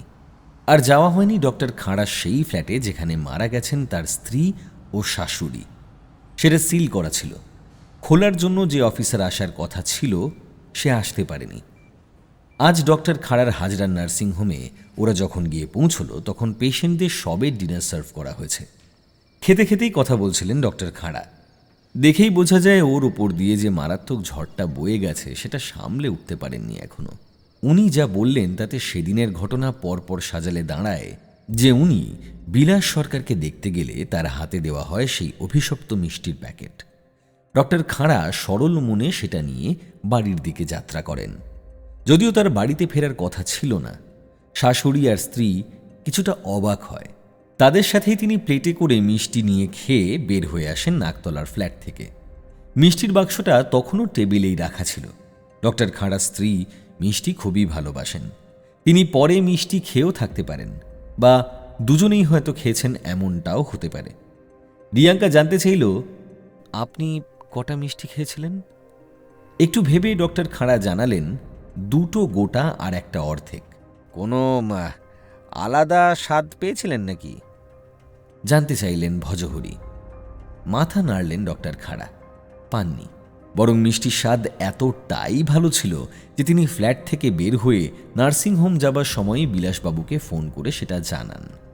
রিয়াঙ্কা শিওর করল, ফরেন্সিক রিপোর্ট অনুসারে তার মানে আপনার শাশুড়ি আর স্ত্রী মিলে কম করে 8টা মিষ্টি খেয়েছেন। বাক্সে 12টা মিষ্টি থাকে, তার মধ্যে একটার ভাঙা অংশ আর 2টো গোটা মিষ্টি পড়েছিল। মিষ্টিতে পাওয়া বিষ আর ভিকটিমদের পেটে পাওয়া বিষ একই। পরের কথাগুলো বলতে গিয়ে ডক্টর খাঁড়ার গলা যেন আটকে আসছিল। এরপর তিনি নার্সিংহোমে চলে আসেন। কয়েকটা পেশেন্ট দেখার পরেই তার শরীর খারাপ লাগতে থাকে। তিনি অজ্ঞান হয়ে যান। পরে জ্ঞান ফিরলে তিনি নিজেকে নিজেরই নার্সিংহোমের বেডে আবিষ্কার করেন। এই নার্সিংহোমের অন্য ডাক্তাররা জানান তার রক্তে আর্সেনিক পাওয়া গেছে। এর মধ্যে আমার পাশের ফ্ল্যাটের গুহবাবু অনেকবার কল করেছেন বলে জানতে পারি। আমার সামনেই একজন নার্স তাকে কল ব্যাক করলে জানতে পারে ওদিকে এমন একটা সর্বনাশ ঘটে গেছে। এইবার আর নিজেকে সামলে রাখতে পারেন না ডক্টর খাঁড়া। বেশ জোরেই কেঁদে ফেলেন। কি থেকে কি হয়ে গেল বলুন তো স্যার, এইভাবে আমার এত বড় সর্বনাশ। আর বলতে পারলেন না। খারাপ লাগছিল রিয়াঙ্কার। একজন সহজ সরল ডাক্তার যে কিনা তার পেশেন্টের বাড়ির দেওয়া মিষ্টি খেতে গিয়ে এত বড় বিপদে পড়ল, সেটা ভাবতেই মনে হচ্ছিল একেই কি বলে লাক ফ্যাক্টর। মা বলতেন নিয়তি, যখন যার মরণ লেখা আছে সেটা হবেই, তা যেভাবেই হোক না কেন। আগে থেকে বলা ছিল লোকাল থানার অফিসার বটব্যাল রিয়াঙ্কার ভজহরির জন্য নিচেই অপেক্ষা করছিলেন চাবি নিয়ে। ওরা গিয়ে হাজির হতেই ডক্টর খাঁড়ার ফ্ল্যাটের সিলটা খুলে ওদের ভেতরে নিয়ে গেলেন। ফরেন্সিক যা যা নিয়ে গেছে সেই জিনিসগুলো বাদে আর কিছুতেই হাত দেওয়া হয়নি। অফিসার বটব্যাল বললেন, বিকালে একজন রান্নার লোক আসেন কাজ করতে, কিন্তু তিনি এসে বেল বাজালেও কেউ সাড়া দেয়নি। তার ফোন থেকে এদের ফোনও করেন, সেটাও বেজে যায়। তখনই তিনি পাশের ফ্ল্যাটে গিয়ে সবটা জানান। থানায় ফোন যায়। ওই সময় ঘরের অবস্থা কী ছিল সেটা এখন জানার কোনো উপায় নেই, এটা ঠিক, কিন্তু বটব্যালের ফোনে সেই সময়কার ছবিগুলো ছিল। সেগুলো তিনি ভজহরির ফোনে পাঠিয়ে দিলেন। সারা ঘরটা খুব ভালো করে খুঁটিয়ে দেখে একটা দীর্ঘশ্বাস ফেলে ভজহরি বললেন, মিষ্টির বাক্স ছাড়া আর কিছু পাওয়া যায়নি যাতে বিষ ছিল? মাথা নাড়লেন অফিসার বটব্যাল। ভ্রুটা কুঁচকে গেল ভজহরির। বিষের মাত্রা বেশ ভয়ানক ছিল, তাই দুই মহিলা কাউকে ডাকার সুযোগ পাননি, এমনকি ডক্টর খাঁড়াকেও ফোন করার সুযোগ পাননি। নার্সিংহোমে ছিলেন বলে ডক্টর খাঁড়া বেঁচে গেছেন, না হলে তার অবস্থাও। বটব্যালের পাঠানো ছবিগুলো দেখতে দেখতে কোনো একটা ছবিতে যেন ভজহরি আটকে গেলেন। বড় করে নিয়ে সেটা দেখলেন। চাহনিতে একটা বদল এলো। কি একটা যেন ভাবছেন খুব গভীরভাবে। রিয়াঙ্কা কিছু বলার আগেই চোখ খুলে বললেন, এখানের কাজটা সেরে তোমাদের ফরেন্সিক ল্যাবে একবার যাব। তার আগে একবার এই ফ্ল্যাটের বাকি লোকেদের সাথে কথা বলা দরকার, বুঝলে? রাত এখন প্রায় 11টা। ফরেন্সিক ডক্টর বিমল পাইনকে বলা ছিল, তাই তিনি অপেক্ষা করছিলেন ভজহরির জন্য। গাড়িতে সারা রাস্তা ভজহরি একটা কথাও বলেননি। ফ্ল্যাটের লোকেদের সাথে কথা বলে জানা গেছে ডক্টর খাঁড়ার পরিবার ছিল একেবারে সুখী পরিবারের উদাহরণ। ডক্টর খাঁড়ার শ্বশুরমশাই ছিলেন স্কুল শিক্ষক। তিনি মারা যাবার পরেই শাশুড়ি এই ফ্ল্যাটে চলে আসেন। ডক্টর খাঁড়া নিজের মায়ের মতো ভালোবাসতেন শাশুড়িকে। তার বাবা মা অনেক কাল হলো গত হয়েছেন। মিসেস খাঁড়া ছিলেন খুবই মিশুকে মহিলা। তার স্বামী তার কথা ছাড়া কিচ্ছু করেন না, এটা বলে উনি খুবই আনন্দ পেতেন বলে জানা গেছে। সামান্য পেনশন ছিল শাশুড়ির সম্বল, তাও তাকে জামাই মাথায় করেই রাখত। কোনো ঝগড়া বা কথা কাটাকাটির শব্দ কোনোদিন এই ফ্ল্যাট থেকে কেউ পায়নি। ফরেন্সিক ল্যাবে গিয়ে ভজহরি দেখতে চাইলেন মিষ্টির বাক্সটা। তার র্যাপার আর সোনালি দড়িটাও আছে অবিকল। র্যাপারটা দেখে চিনতে পারল রিয়াঙ্কা, কিন্তু ভজহরির ভ্রু আরও বেশি করে কুঁচকে গেল। তিনি একটা ম্যাগনিফাইং গ্লাস চেয়ে নিয়ে খুব খুঁটিয়ে র্যাপার, তার গায়ে লেগে থাকা সেলোটেপ আর সেই সোনালি দড়িটা দেখতে লাগলেন। রিয়াঙ্কাকে বললেন, তোমার মনে আছে আমরা যখন বিলাসবাবুর সাথে কথা বলে ছাদ থেকে নেমে আসি তখন বাক্সটা কোথায়, কী অবস্থায় ছিল? রিয়াঙ্কা নিজে এইবার চোখ বুঝল। চোখের সামনে ভেসে উঠল বাক্সটা। চোখ খুলে দেখল তার চোখের সামনে সোনালি রঙের দড়িটা নাড়াচ্ছেন ভজহরি।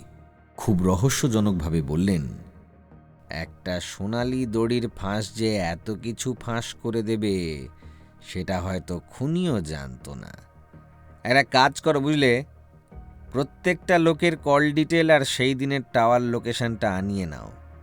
কালকেই চাই আমার। খেলা এবার ঘুরছে।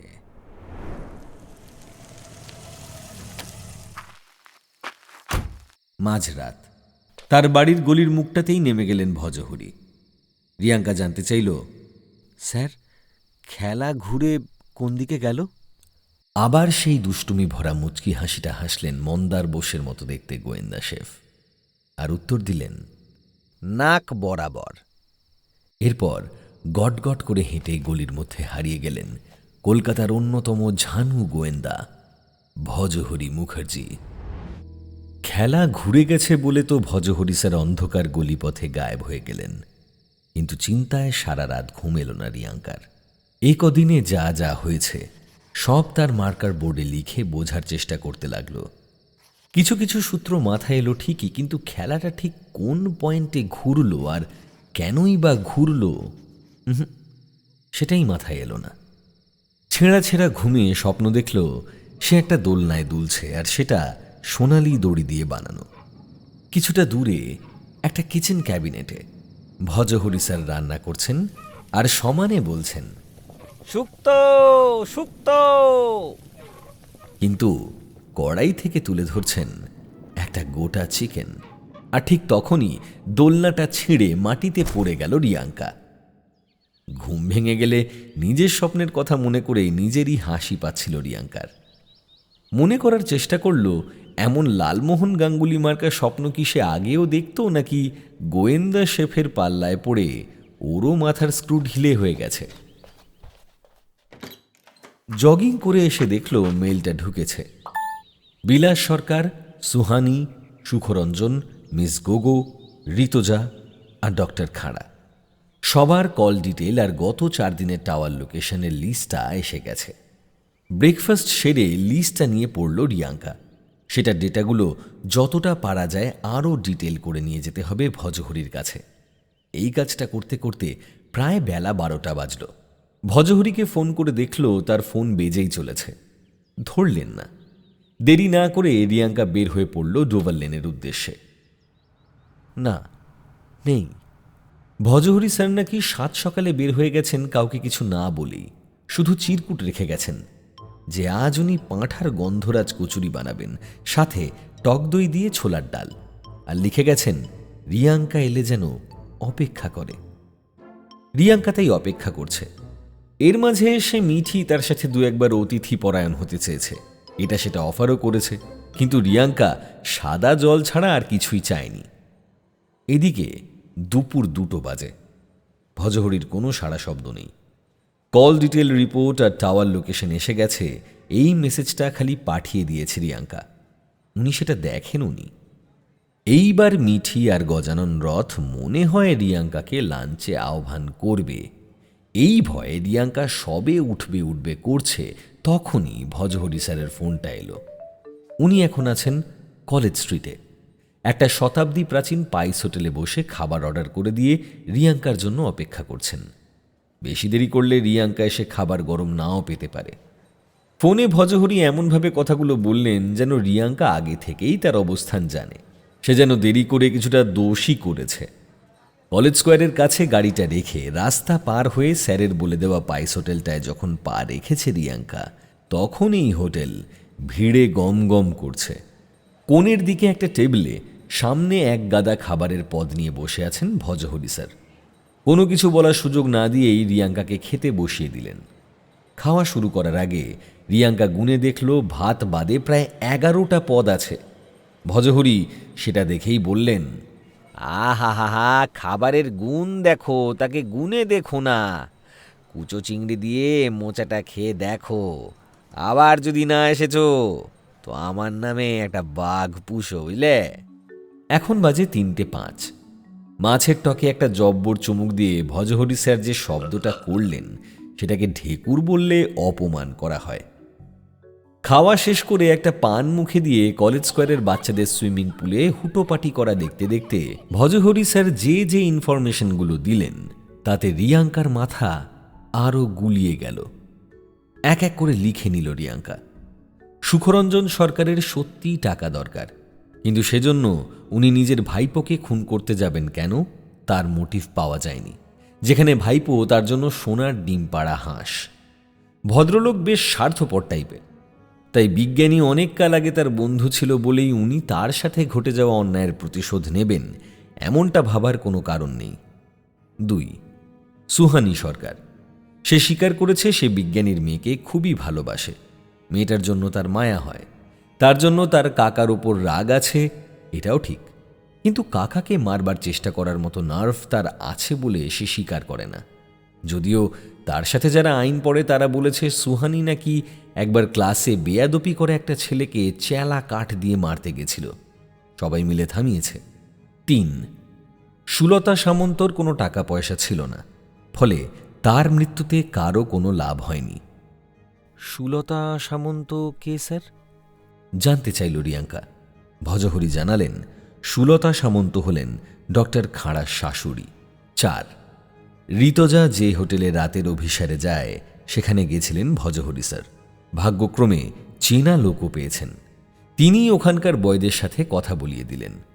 ঋতজার প্রেমিক আপাতত একজনই, তাকে বয়রা দেখেছে, কিন্তু তার চেহারার যে বিবরণ তারা দিয়েছে এখনও অবধি তার মতন কাউকে দেখতে পাওয়া যায়নি। হতে পারে সে হয়তো অচেনা লোক। এছাড়া ভজহরি স্যার গেছিলেন সেই কেটারিং সংস্থার অফিসে যারা বিলাস সরকারের জন্মদিনের দিন খাবার যোগান দিয়েছিল। সেখানেও একটা সূত্র। বলার আগে কি যেন একটা মনে হলো ভজহরির। রিয়াঙ্কাকে বললেন, কল ডিটেল রিপোর্ট পেয়েছো? রিয়াঙ্কা মাথা নাড়ল। মেইলটা সে আগেই ফরওয়ার্ড করেছে ভজহরিকে, সাথে এনেছে পুরোটার প্রিন্ট আউট। প্রিন্ট আউটটাই এগিয়ে দিল ভজহরিকে। খুব মন দিয়ে দেখা শুরু করলেন ভজহরি। রিয়াঙ্কার চোখ চলে গেছে সুইমিং পুলের দিকে। কয়েকটা বাচ্চা খুব হইচই করছে জলের মধ্যে। নিজের ছেলেবেলার কথা মনে পড়ে গেল রিয়াঙ্কার। একসময় তারও স্বপ্ন ছিল সুইমার হবার, ইংলিশ চ্যানেল পার করার। ঘুরে নিজের পাশে তাকিয়েই অবাক হয়ে গেল রিয়াঙ্কা। ভজহরি গায়েব। কোথায় গেলেন উনি?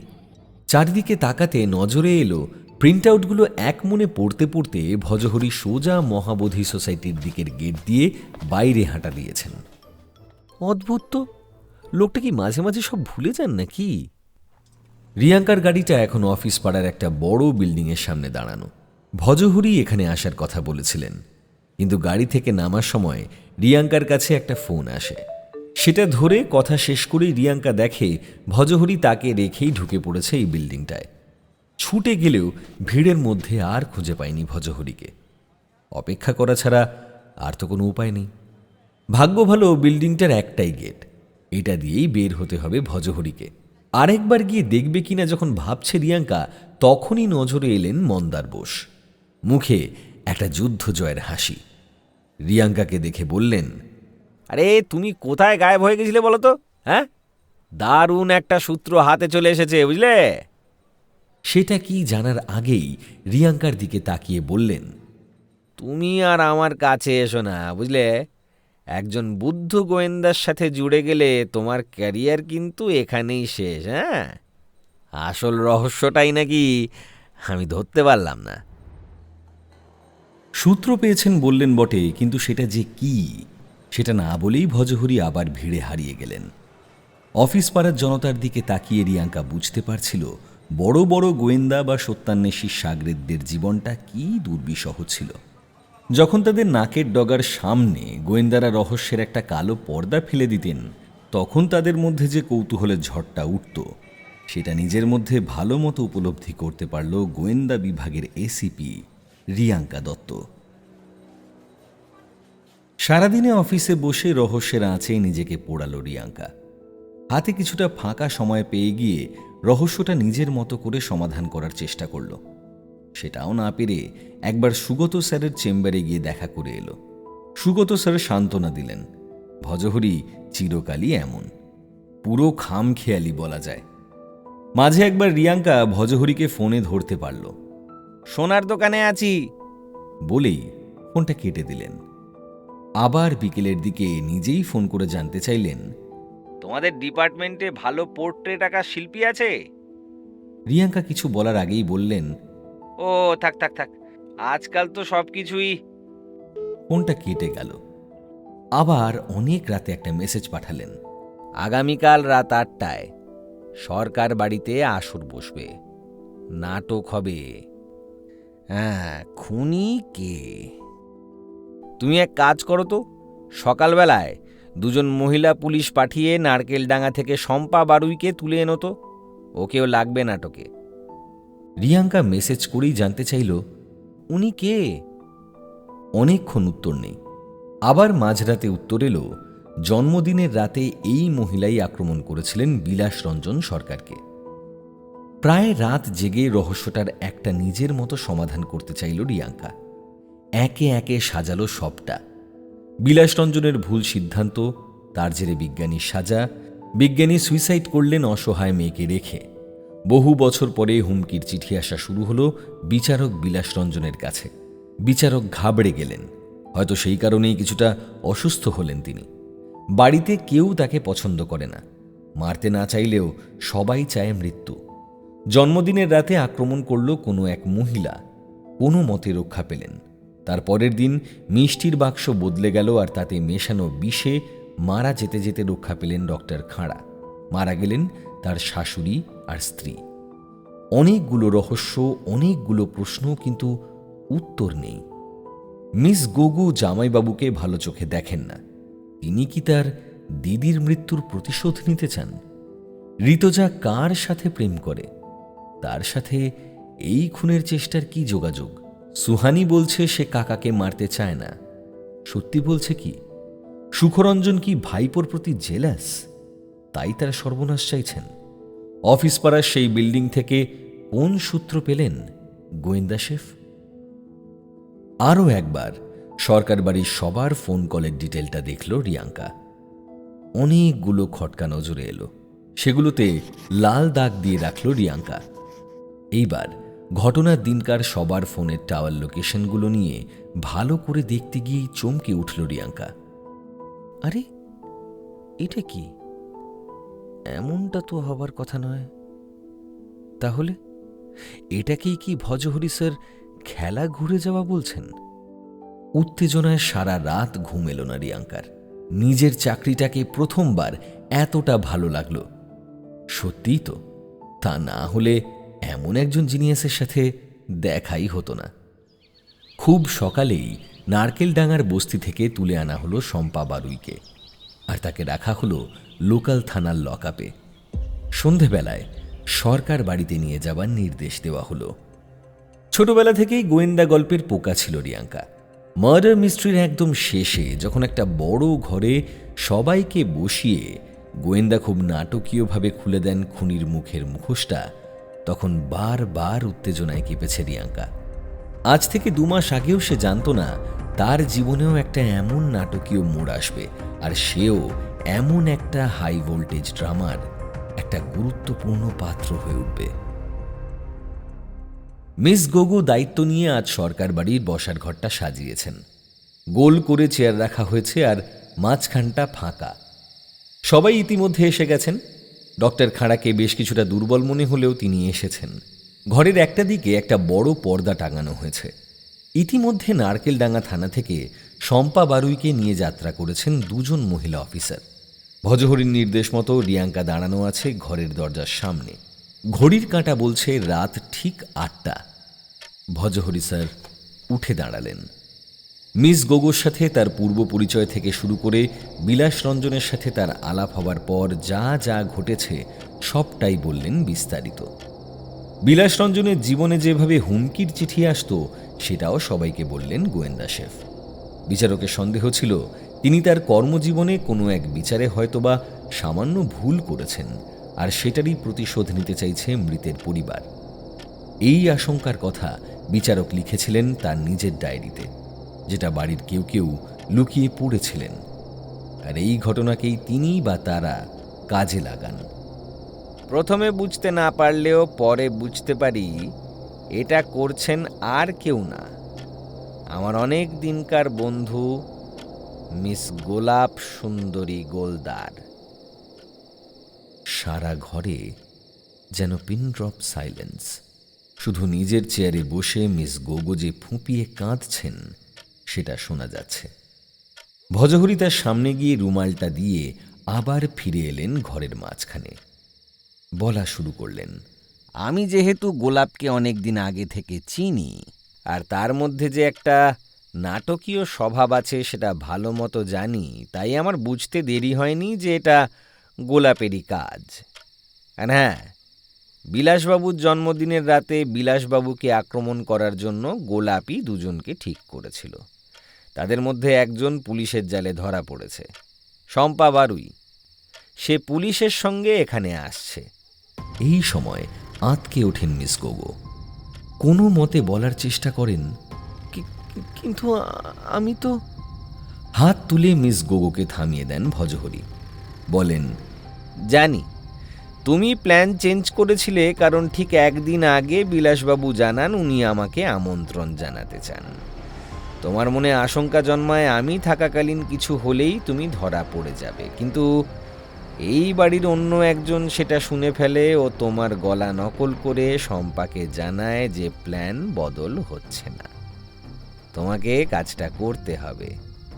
তাই সেই রাতে আক্রমণটা হতে দেখে তুমি সব থেকে বেশি চমকে গেছিলে, আর আক্রমণকারী একজন মহিলা যার হাতে বালা আছে সেটা শুনে তুমি আরো অবাক হয়ে যাও। না করার পরেও কেন শম্পা আক্রমণটা করলো এটা ভেবে, তাই তো? আসলে তোমার প্ল্যানটা হাইজ্যাক করেছিলেন উনি, মিস সুহানি সরকার। কাকার ওপর তার চাপা রাগ ছিলই, এই সুযোগে কাকাকে একটু ধাক্কা দিতে চেয়েছিলেন সুহানি, তাই না? সুহানি কাঁপছিল। কাঁপা গলায় সে বলল, কিন্তু তাই বলে আমি মিষ্টির বাক্সে আমি জানি মিষ্টির বাক্সে বিষ আপনি মেশাননি, সেটা আবার আরেকজনের কাজ। আর এখানেই এই রহস্যটার সব থেকে বড় মোচড় লুকিয়ে আছে, বলতে পারেন সব থেকে বড় চমক। এরপর গল্প বলার মতো করে যেটা বললেন গোয়েন্দা শেফ, সেটা শুনলে অবাক না হয়ে পারা যায় না। মাঝে তিনি তার শুক্তো বানাতে গিয়ে মুর্গ মুসাল্লাম বানাবার কথাও আরও একবার বলেছেন। ভজহরি যেটা বলেছেন সেটাকে সংক্ষেপে বললে যেটা দাঁড়ায় সেটা হলো, ঘটনার সূত্রপাত বেশ কয়েক বছর আগে। একজন বিচারককে বিয়ে করলেন তার চেয়ে অনেক ছোট তারই একজন ছাত্রী। বিচারকের আগের স্ত্রীর মৃত্যুটা খুব একটা স্বাভাবিক নয়, সেটা নিয়ে সন্দেহ ছিলই, কিন্তু তাতে এই দ্বিতীয় স্ত্রীর কিছু যায় আসে না। তিনি বিচারকের বাড়িতে প্রবেশ করেই বুঝলেন এই বাড়িতে বিচারকের ভালো কেউ চায় না। এইসব আপনি কি বলতে চাইছেন বলুন তো মিস্টার মুখার্জি? বেশ ঝাঁজের সাথে কথাটা বলে উঠে দাঁড়ালেন ঋতুজা। ভজহরি তার দিকে তাকিয়ে মিষ্টি হেসে শুধু বললেন, সবে তো তেল কড়াইতে চাপিয়েছি, আর আপনি এখনই বুঝে গেলেন কোন রান্না শুরু করেছি। তাই কি হয় মিসেস সরকার? রান্না আর রহস্য সমাধানের সবথেকে বড় উপাদান কি জানেন? ধৈর্য। ঋতুজা আরও কিছু বলতে গেলে বিচারক বিলাস রঞ্জন সরকার তাকে ইশারায় বসতে বললেন। ভজহরি আবার বলতে শুরু করলেন, যাই হোক, বিচারকের সেই স্ত্রীর একটা শারীরিক সমস্যা হলো। তিনি ভর্তি হলেন নার্সিংহোমে। সেখানে তাকে ভিজিটিং ডাক্তার হিসেবে যিনি দেখতে এলেন তিনি আবার মহিলার পুরনো বন্ধু। না ডক্টর খাঁড়া, গল্পটা আপনার খারাপ লাগলেও আমার কিছু করার নেই। বেশ দাপট নিয়েই বললেন ভজহরি। ততক্ষণে সবাইকে চা দেওয়া হয়ে গেছে। চায়ের কাপ হাতে তুলে নিয়ে ভজহরি আবার বলা শুরু করলেন, নতুন পরিস্থিতিতে পুরনো প্রেম আবার জেগে উঠল। কলকাতার নামী হোটেলে শুরু হলো অভিসার। একটা ছবি হাতে তুলে দেখালেন ভজহরি। ডক্টর খাঁড়ার ছবিতেই কালো পেন দিয়ে চশমা আর দাড়ি গোঁপ আঁকা হয়েছে তাতে। এই ছবিটা আমি সেই হোটেলে দেখাতেই স্টাফরা মানুষটাকে চিনতে পারেন। এইবার এই দাড়ি আর গোঁপ আর চশমাটা সরিয়ে দিলেই। আর একটা ছবি তুলে দেখালেন ভজহরি। এইবার কিন্তু ডক্টর খাঁড়াকে চেনা যাচ্ছে।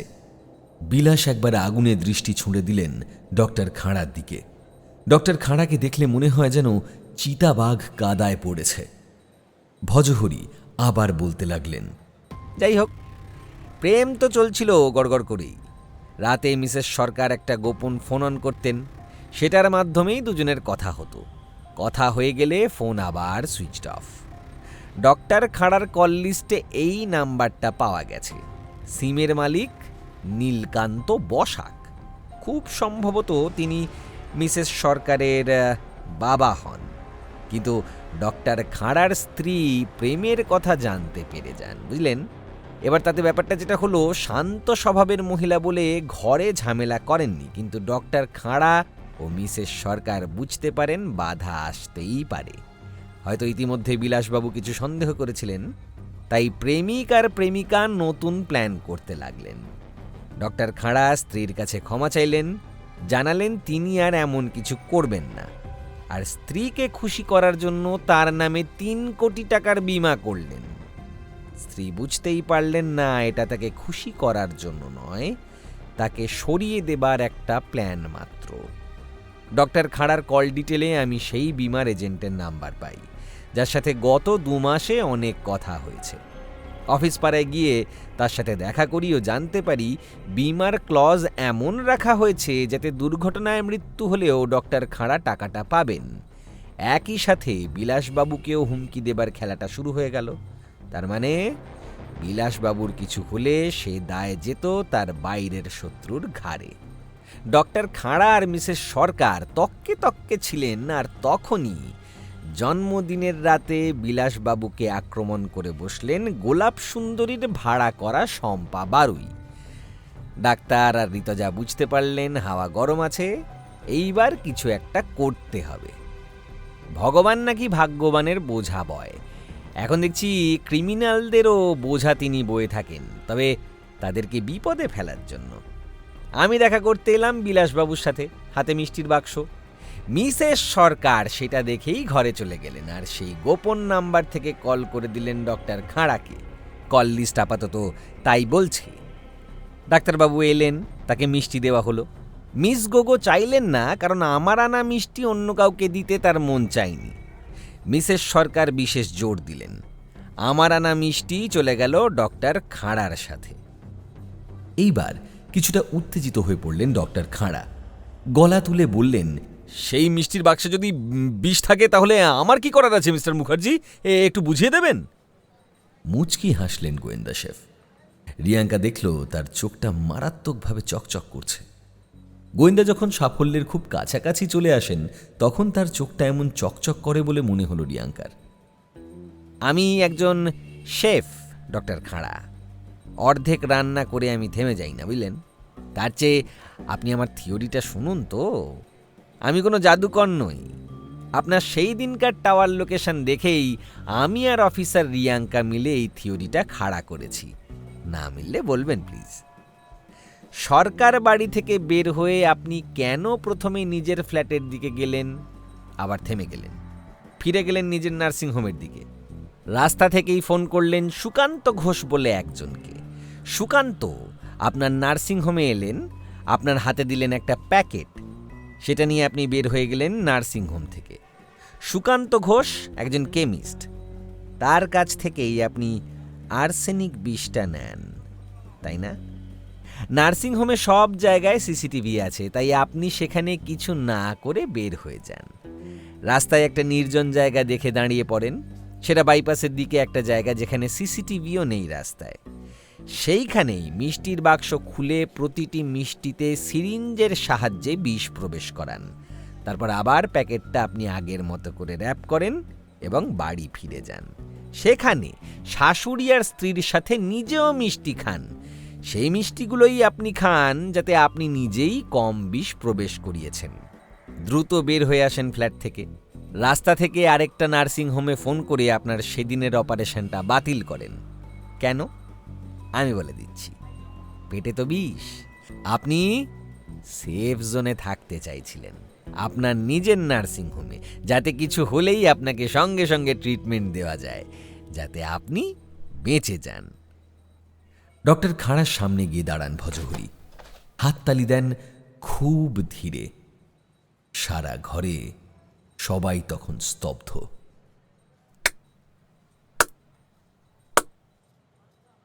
ভজহরি বললেন, দারুণ প্ল্যান, বুঝলেন তো? আমরা একেবারে সবাই ঘেঁটে গেলাম। মিষ্টি আনলাম আমি, আনলাম বিলাসবাবুর জন্য।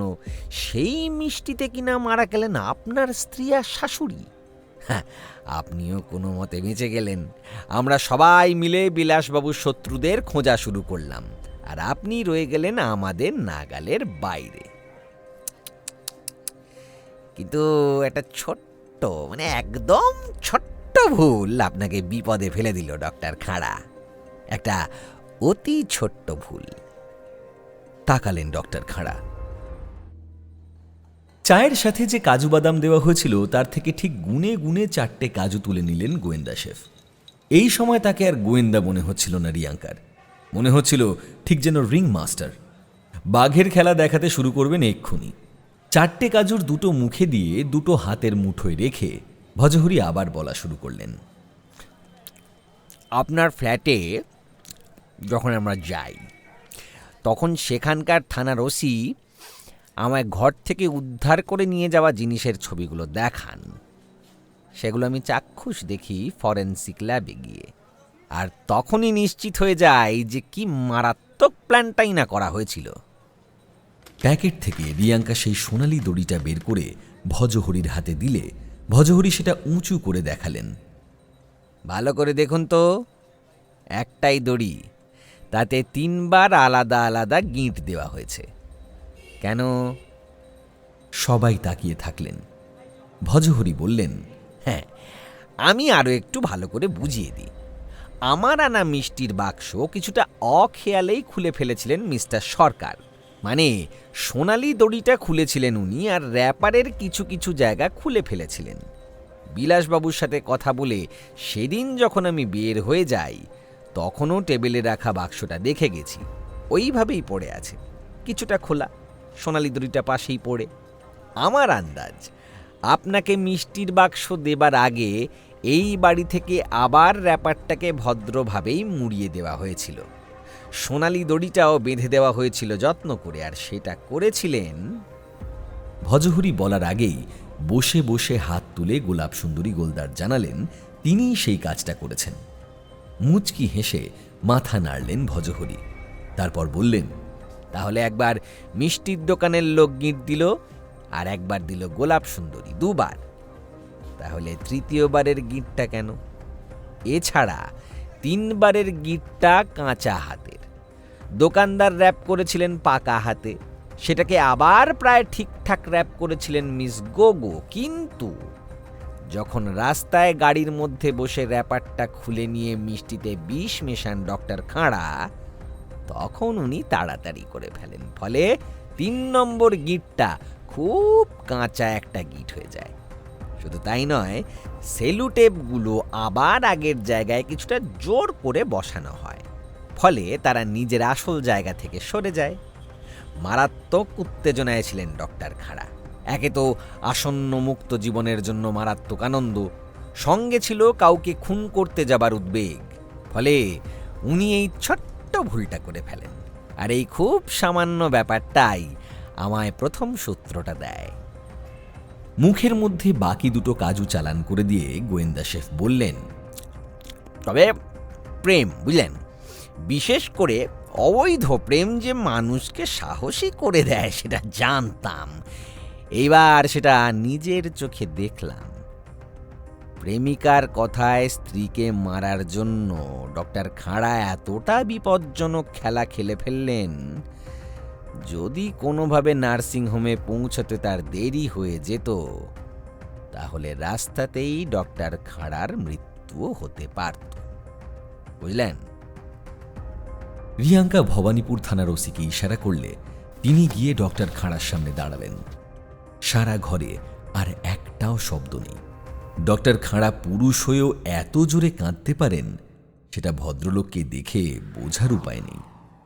সরকার বাড়ি থেকে ফেরার পথে হাজরার কাছের একটা ঘুপচি দোকান থেকে ডিমের খিচুড়ি খেতে খেতে ভজহরি বলছিলেন, অনেকেই খিচুড়িকে খাঁটি ভারতীয় খাবার মনে করলেও সেটা কিন্তু পুরোপুরি ঠিক নয়, বুঝলে। গোটা এশিয়াতেই এই খাবারের অনেক কাল আগে থেকেই প্রচলন ছিল। বেদে, বুঝলে, বেদে খিরিকা বলে একটা খাবারের উল্লেখ ছিল, যা মূলত চাল আর ডালের মিশ্রণ। এমনকি মহাভারতে দ্রৌপদী ঋষি দুর্বাসাকে এই খিচুড়ি খাইয়েছিলেন। শুনতে শুনতে কিছুটা দুষ্টু বুদ্ধি যেন খেলে গেল রিয়াঙ্কার মাথায়। সে জিজ্ঞাসা করল, আচ্ছা স্যার, তখন তো বললেন প্রেমে পড়লে মানুষের সাহস বেড়ে যায়, কি কি কমে যায় একটু বলবেন? 1 চামচ খিচুড়ি মুখে ঢোকাতে গিয়েও থেমে গেলেন ভজহরি। শার্প তাকালেন রিয়াঙ্কার চোখের দিকে। রিয়াঙ্কার প্রশ্নে লুকিয়ে থাকা চতুরতাকে মেপে নিলেন এক পলকে। তারপর প্লেটের বাকি খিচুড়িটা শেষ করেই উত্তরটা দিলেন ভজহরি। বললেন, দেখো, এই বৃদ্ধ বয়সে আর প্রেম হয় না। যেটা হয় সেটাকে নির্ভরশীলতা বলতে পারো। আর তুমি যদি মনে করো আমি মিস গোগোকে বাঁচাতে চেয়েই কেসটা গুলিয়ে ফেলেছি, তাহলে বলবো এই তোমার ভাবনা কিছুটা ঠিক, আবার কিছুটা ভুল। সেটা কিরকম? জানতে চাইল রিয়াঙ্কা। গাড়ির দিকে এগোতে এগোতে ভজহরি বললেন, অনেক দিন পরে মিস গোগোকে দেখে যে আমার ভালো লেগেছে এটা মিথ্যে নয়।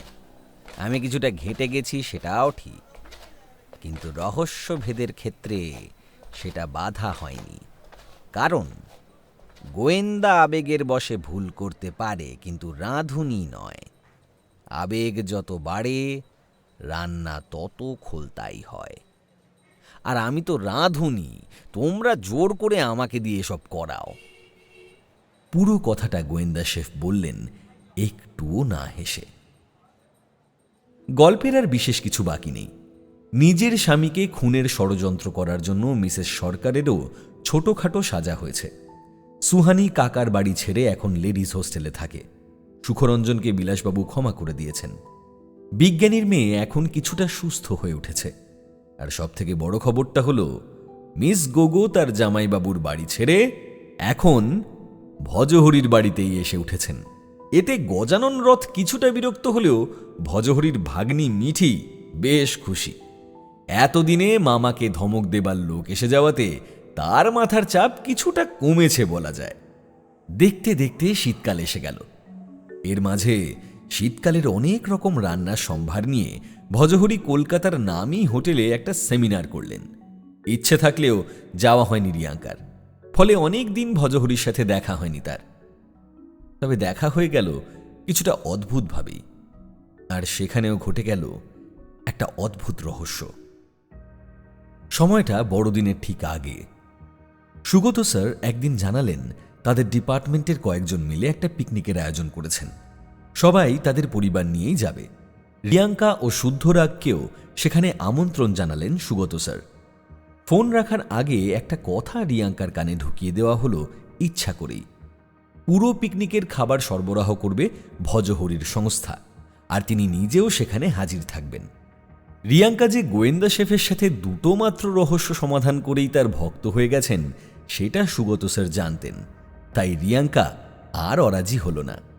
বারাসতের যে বাগান বাড়িটায় ওরা পিকনিকের জন্য হাজির হয়েছিল তার ঠিক পাশেই একটা রিসর্টে নাকি কোনো এক টিভি সিরিয়ালের শুটিং চলছিল। টিভি রিয়াঙ্কা বা শুদ্ধরা কেউই দেখে না, ফলে এই সব নিয়ে তাদের কোনো আগ্রহই নেই। কিন্তু রিয়াঙ্কাকে সেখানে যেতেই হলো। ভজহরির ভাষায় বলতে হলে বলতে হয়, খেলা ঘুরে গেল বুঝলে। চা খেতে খেতে হার্ট অ্যাটাক করে মারা গেলেন সিরিয়ালের লেখক, কিন্তু তার চিত্রনাট্যের কাগজে পাওয়া গেল কয়েকটা শব্দ: খুন, বিষ, নুন নাকি চিনি। শুনতে থাকুন গোয়েন্দা Bhojohori, exclusively on Hoichoi FM।